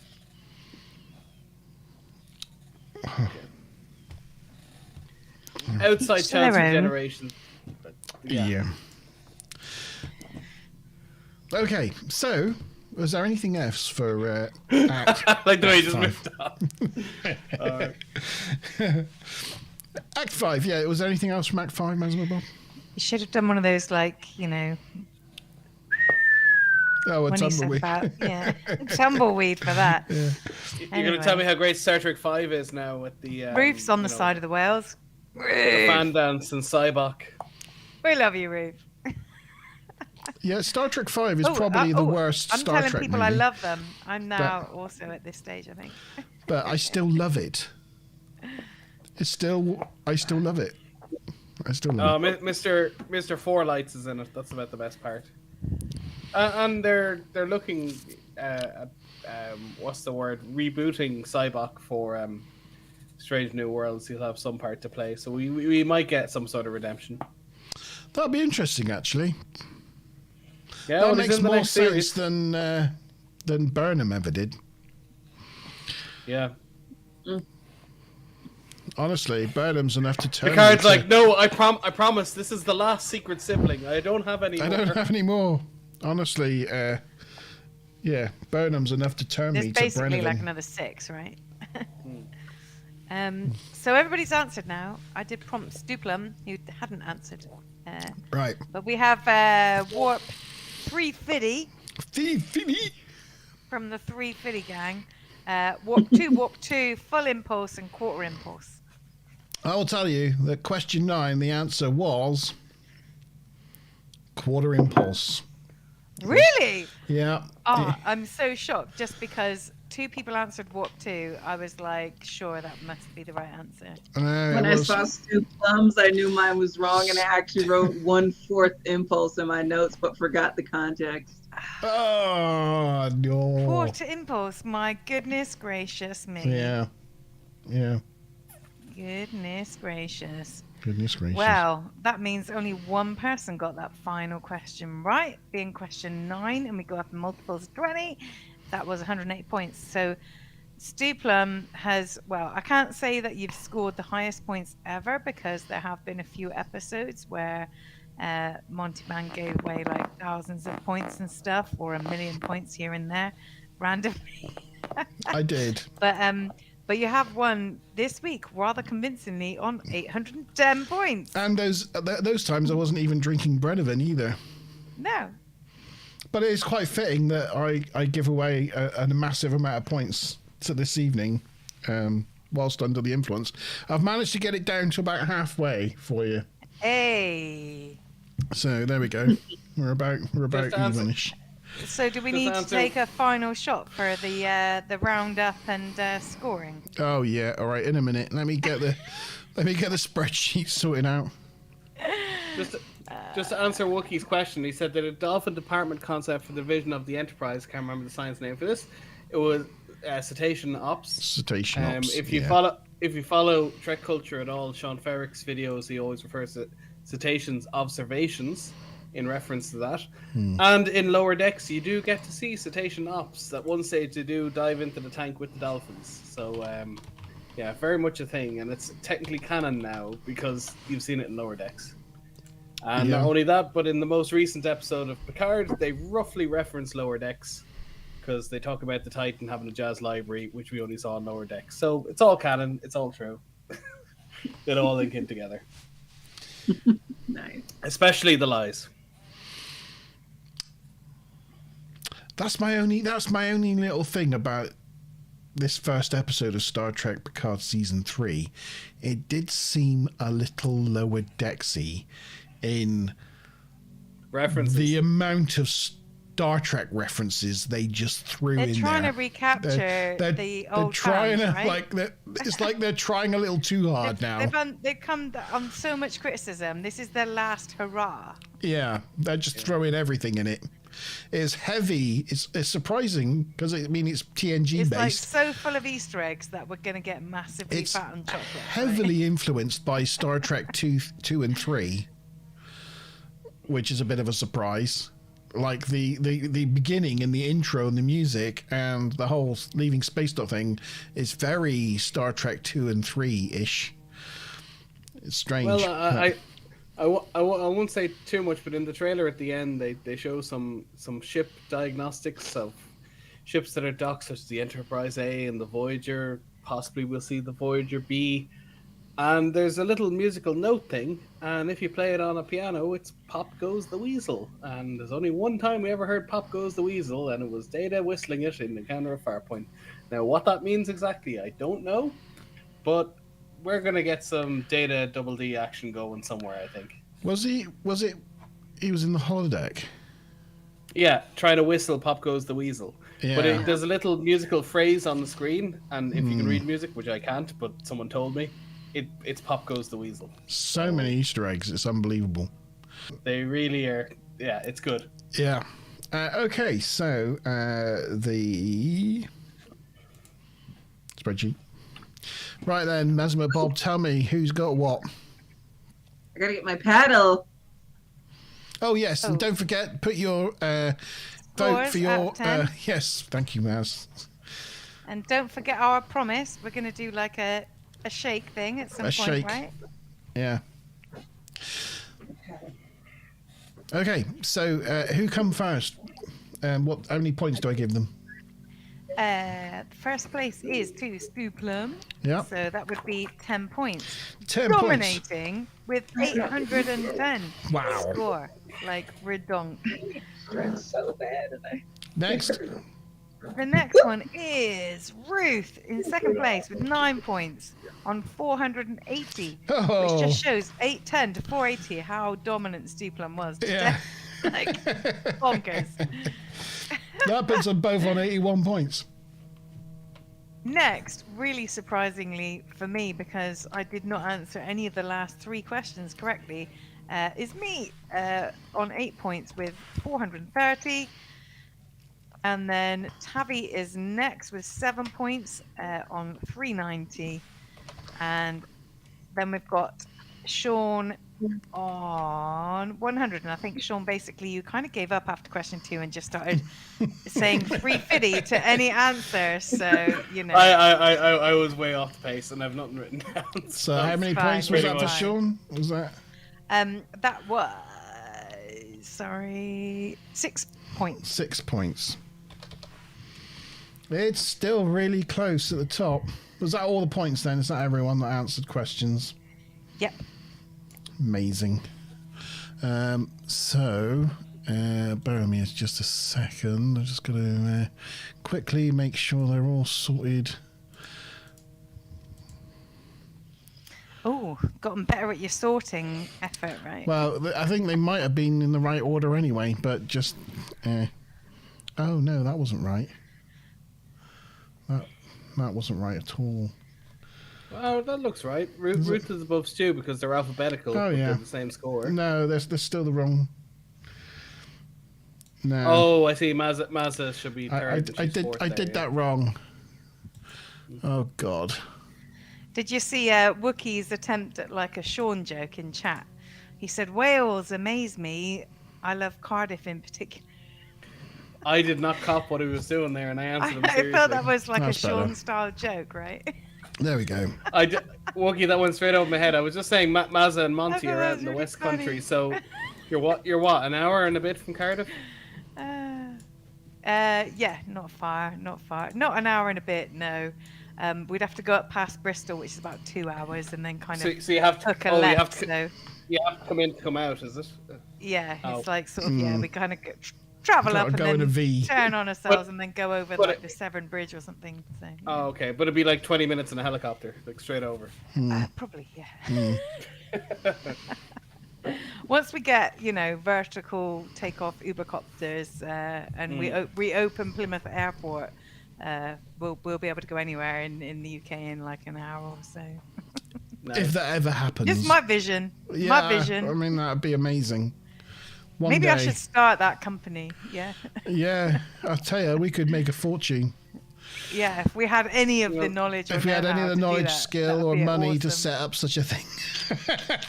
Well, Okay. I tell you, So, my local airport. I'm pretty Ryanair- sure we're in that whole loud and confident, can believe we can do anything sort of stage. stage. of Yeah, drunkenness. we're Gonna setting up, start we're an setting up Uber airliners now. conglomerate Yeah. and become the next Elon Musk. My local airport in Waterford has been shut down for about 10 years. There's no commercial flights. And the thing is, back in 1985, Ryanair started there. The very first Ryanair flight was out of Waterford Airport. Wow. And they obviously messed up big time that they didn't capitalize on it because, the place shut down now. Just to answer Ruth there, Margin Airport, Plymouth Airport's still there. It's in mothballs. It's been sat there Yeah. now for something like, I don't know, 15 years or something. 15, 20 years. I was about to Yeah. answer in chat. Yeah, they shut it down. It was really annoying. I used to use it to like hop to London in an hour. Yeah. And then Nice. now I have to spend 4 hours on a train. They said it was because of taxes. high airport tax or something. But it's really annoying. Like Newquay have an airport, but Plymouth don't. And we're much bigger than Newquay, so it's very annoying for us. Very annoying. Hopefully, they still have the airport. They've built all around it now, but the airport itself is still intact, which is why I think if we have like vertical air takeoff copters, things like that, modern technology, drone technology, I think it could be reinstated in some way. Yeah. Completely off topic. Can people put their votes in chat for what they think this episode should please, score out of 10, please? And people, get your paddles ready. You were saying, Sean? Paddle. Completely off topic, but the guy who runs Ryanair, his name is Michael O'Leary, and he's a billionaire. And I used to live my office used to be 2 or 3k from the airport, right across from the Ryanair building. One time I went into my local €29 a month gym, and there was Michael O'Leary in a towel dusting himself off. Like, it just made me laugh so hard. Like, the guy was so cheap, he was in the same gym that I use, the same public gym, even though he's a billionaire. As far as Michael O'Leary, Michael O'Leary and Ryanair they can do one. if they bought Plymouth Airport, I might move away from Plymouth.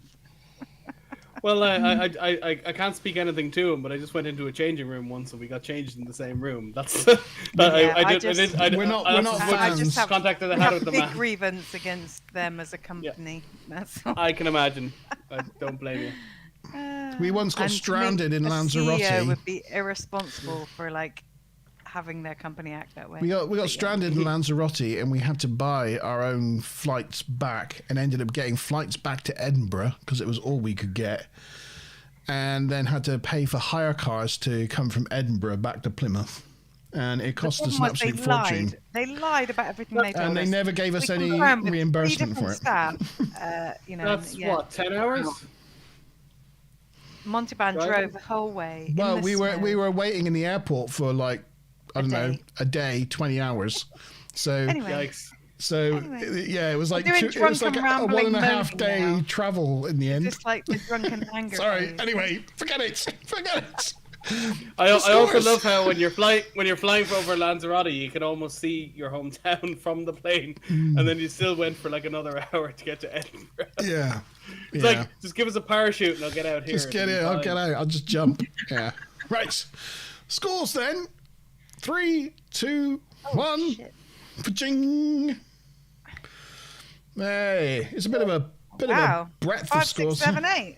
A 5, 6, 7, 8. 5, 6, 7, 8. Real blend. Right, okay. We're back onto the Titans Jazz database. So I gave it a 7. Maz, you gave it a 6. Tavi, you gave it a 8. 8. And Sean gave it a 5. And so what's the audience average then? Well, there's a 5, a 6, a 7. So also they're doing a nice little, we've got a 5, 6, 7, 8. They got a 5, 6, 7. So that averages as a 6. We're just missing the 8. You gotta put Wookiees in. Oh no, 5. 5. We put Wookiees in. Yeah. I thought it was 9.2. So yeah, that puts. It's kind of a lovely blend, actually, of scores. Yeah. None of them were in agreement, but they were in a lovely, almost harmonic curve. So once again, it's going with all the episodes this season have been pretty good. Some of them have been great, and this one's another pretty good one.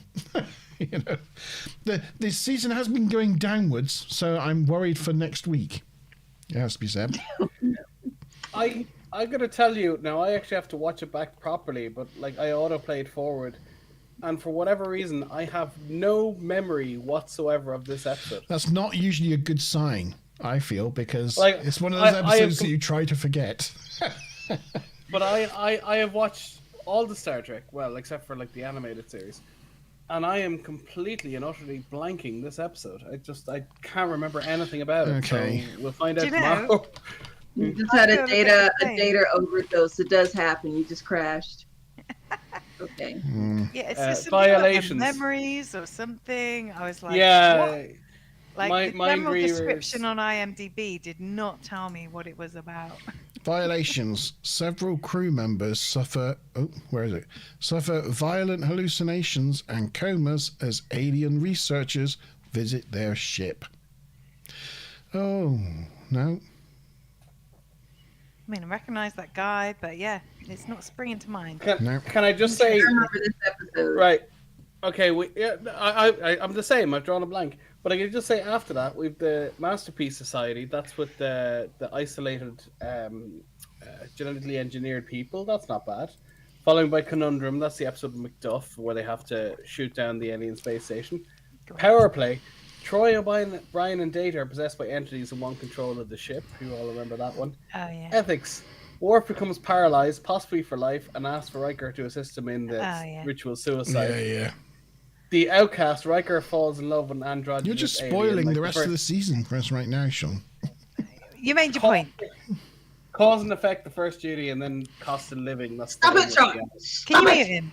Can you mute him? My point is, okay, next week is a bit of a stinker, but the next 5 after that are really good. Good. So. Yes. Well, most is fair.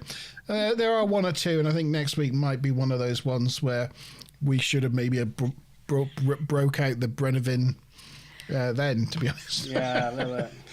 But no, I honestly thought... Wookie says that he thinks we need to up the stakes and take mushrooms next week.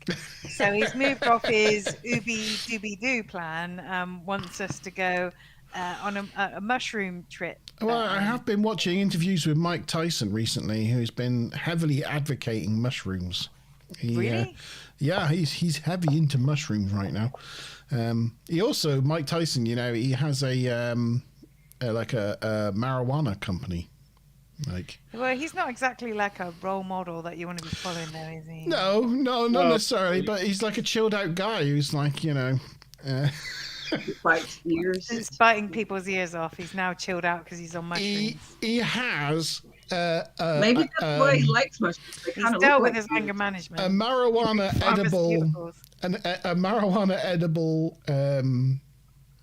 sweet, which is like a gummy ear with a little notch taken out of the chop, so you can buy. I mean, that's good marketing, but that's still edible ears. bad taste.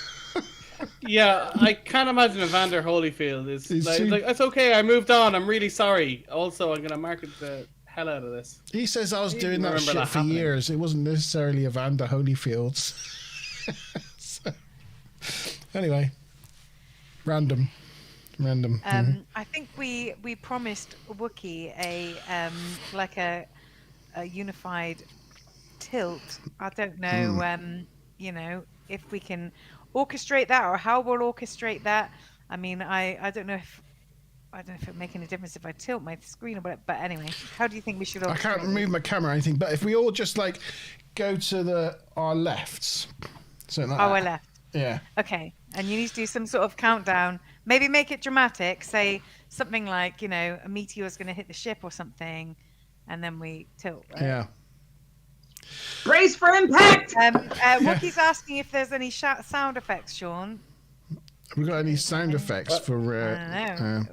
I don't know. I had a sound effect thing, but I haven't hooked it up because I can't figure out audio cables. I haven't got... Hang on.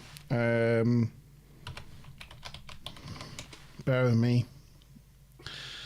Can I? I don't know. I don't. It's a bit spit on the spot, isn't it? It's fine. No, I can't find a sound effect right now. I will rely on Sean and Monteban to do some verbal sound effects as we. There you go. I got one. We're all going to the left, right? Yeah, we're all going to the left. Ready? I'll say when We've got to look worried. Do the total acting thing as well, right? Yeah. Oh no, we're about to be hit. Brace for impact. I didn't do the sound effect, and everybody did it. How well that worked. I don't think it worked very well. No, hold on. Also, I can there's a sound effect. 2 seconds. There we go. That makes more sense. There you go. And move my camera and not the background. That'll be good. There we go. It was terrible. Hey. Oh no, we're about to be hit. Brace for impact.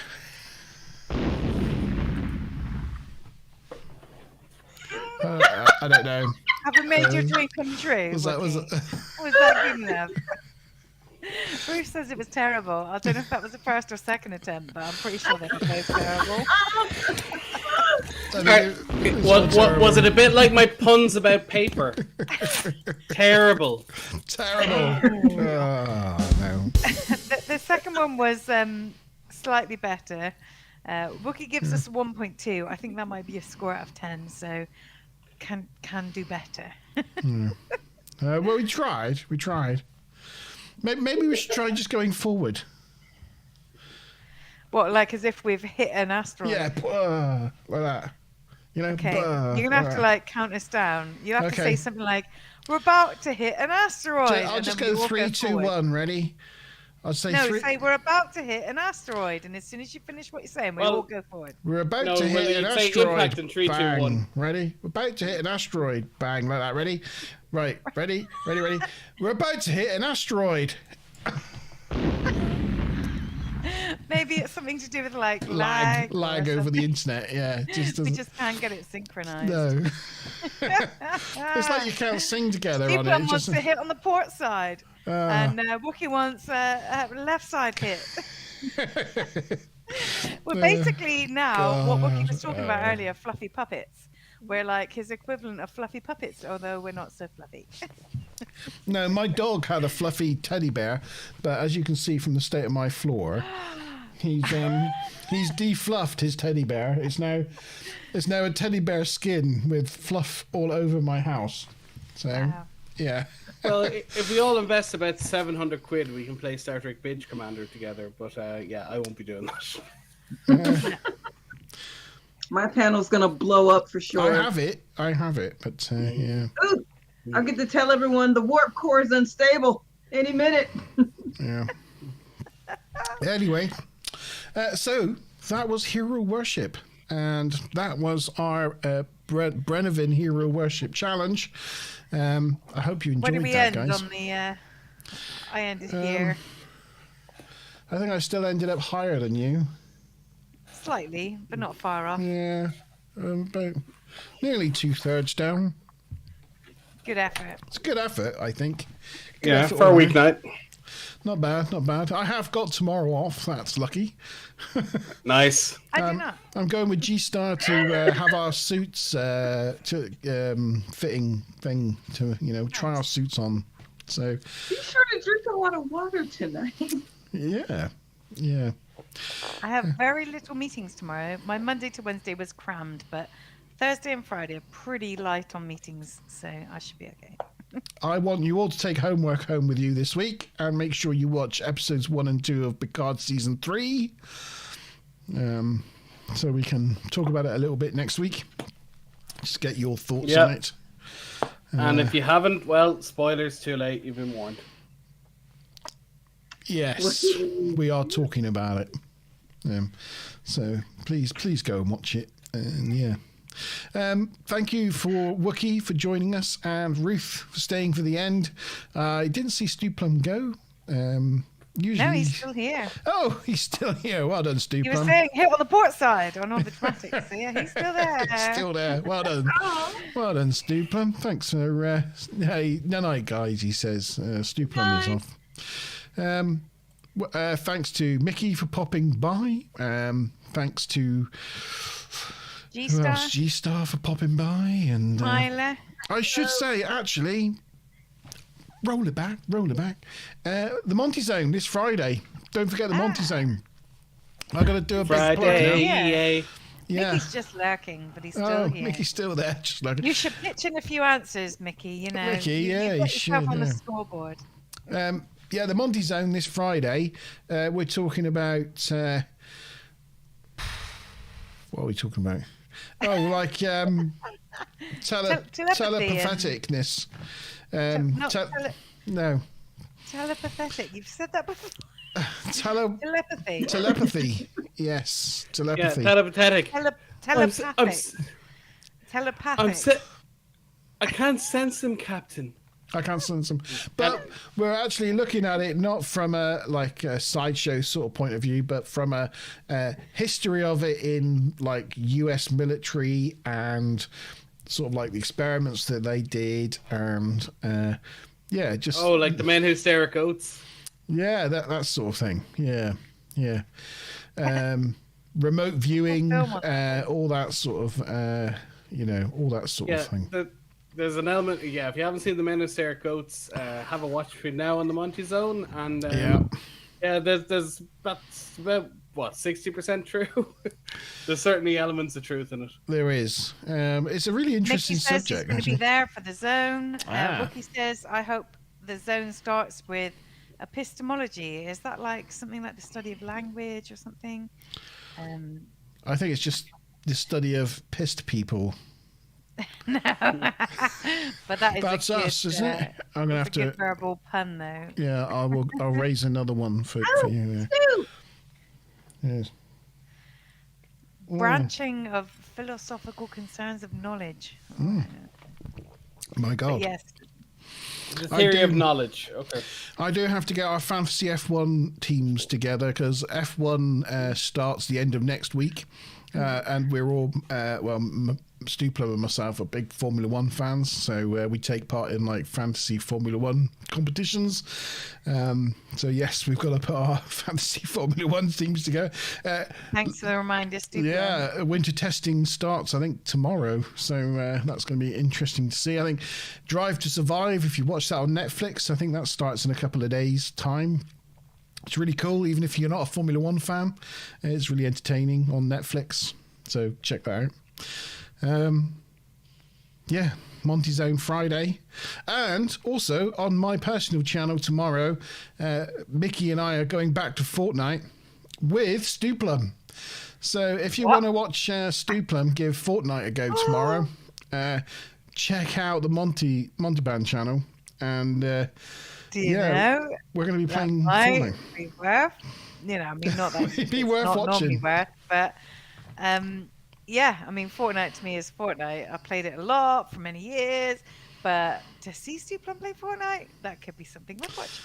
Yeah, I haven't played it for months and months and months, and I'm gonna go back and Rocket League used to be my thing, but I'm done now.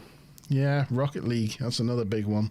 I've got Rocket League. I love about Fantasy Formula One, so it's like it's an ex-colleague we worked with who does this Fantasy Formula One thing, but we can message you more about that and tell you about that, Mickey, if you like. Cost £20, Mickey. If you want to take part, I'll let the organizer know. It's quite good fun. Yeah, it's quite good fun. It is. Yeah, I signed up for Fantasy Hurling and then forgot to actually check the teams on the last day, and I managed to, of a team of 15, I managed to play field six players who weren't playing, and I gave up after that.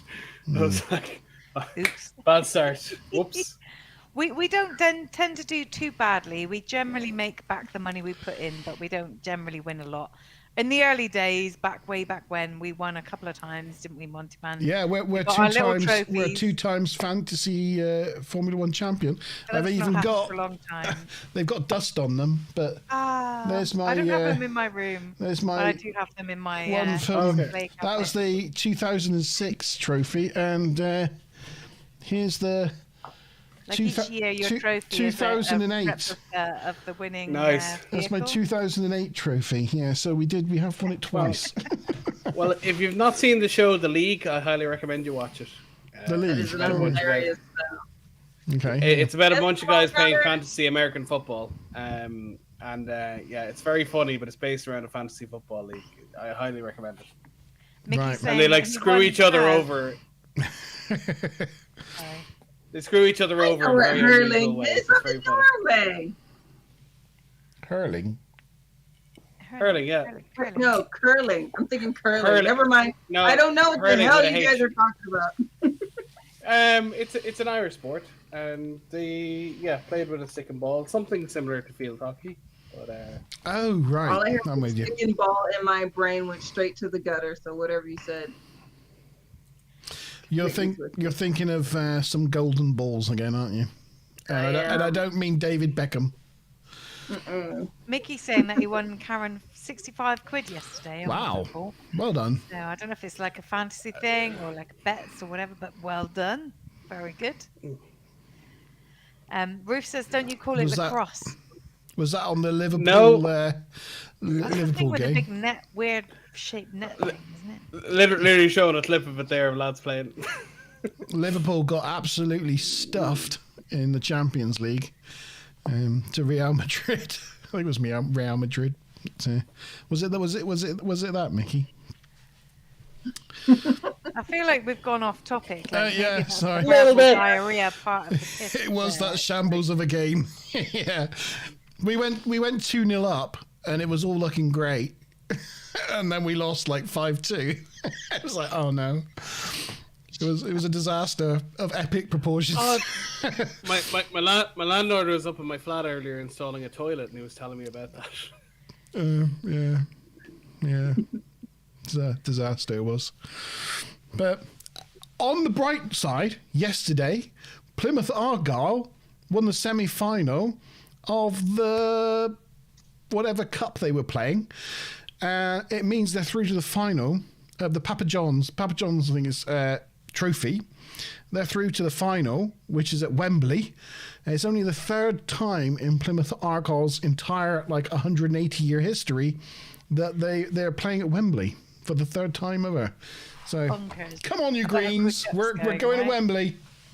So that's good news. He says he likes the chit chat. It's nice, which is ironic, being that I think you've accused us of rambling in the past. No Well, worries. usually we end the stream, and this is what kind of thing that happens Yeah, we talk after we about this finished. Backstage, yeah. This is you're getting backstage. We usually then passes. ramble Yeah. for a half an hour, Basically. 45 minutes after it finished. Yeah. You need maybe to call next this section time- front stage, backstage. Yeah, we should just I was end. thinking when you said about how we were all bopping about, before the episode, I was thinking maybe we should have like a behind the scenes kind of thing about, what we chat about and how we set up and, but you're basically seeing what we usually chat about afterwards. Yeah, we don't. Us trying to get dressed and put on our makeup at the last moment. Yeah, that's me, always putting on my makeup Yeah. at the last moment. Might as well 10 to 8 doing her makeup, getting herself a place. Yeah, I hope none of that sports footage is copyrighted, because that might not be helping our cause. Right strike. I should be alright. All right. Yeah, But that's we try a lot of hurling, footage, it's a Sean, hurling but thing, we yeah. need to be careful about that. Close it out, Sean. Yeah, it's going, hold on. Hurling is something in Iceland you do at a long night of drinking. Yes. Yeah.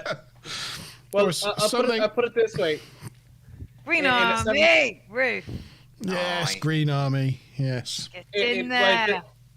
like, there's goals and points, and a point. Our goal is worth 3. A goal is worth 3 points, and in a game there can be as many. In a 70-minute game, there can be 50 odd scores.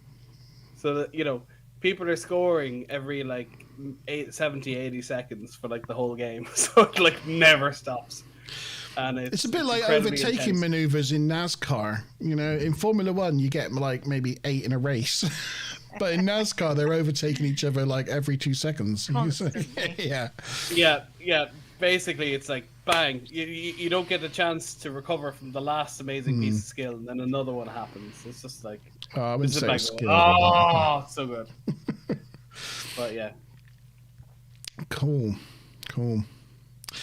Right. Well, I think we will call it time there. We'll call it time on the bar. Alright. And Wookie, if ever you want to come on the show, we can always accommodate you. We can send you the link. You probably know the link. And if ever you want to be privy to pre-game chat and post-game chat, you're always welcome. Same as Ruth. She knows. She's always welcome Same on. as Ruth. Anytime She's you want to been come there. on. She's been Oh, there, wrong done side. it. And same for Stuplum, who refuses to because he says he's too old, which we don't believe that to be true. If that was the case, I'd given this shit up ages ago, wouldn't I? Okay. Right. You're not quite at the Danny Glover stage yet. Not quite. No, too old for this shit. Yeah. Right. Well, thank you, everyone. We will see you next week for what was the name of the episode? Violations. I'm sure it's going to be wonderful. We'll make some fun out of it even if it is a crap episode. Yeah, But, I think in some ways we have more fun with the bad episodes. So, yeah, it's I alright. think we sometimes do. Yeah, But if not, like the next 5 episodes are absolute crackers. cool. Right, well, have a good rest Not of the week. crackers as in white people, just crackers as in it's good. The whole show is that, except for 2 tokens. Yeah. Okay. It's a cracker. Cheers then, guys. Night night. Night. Nice.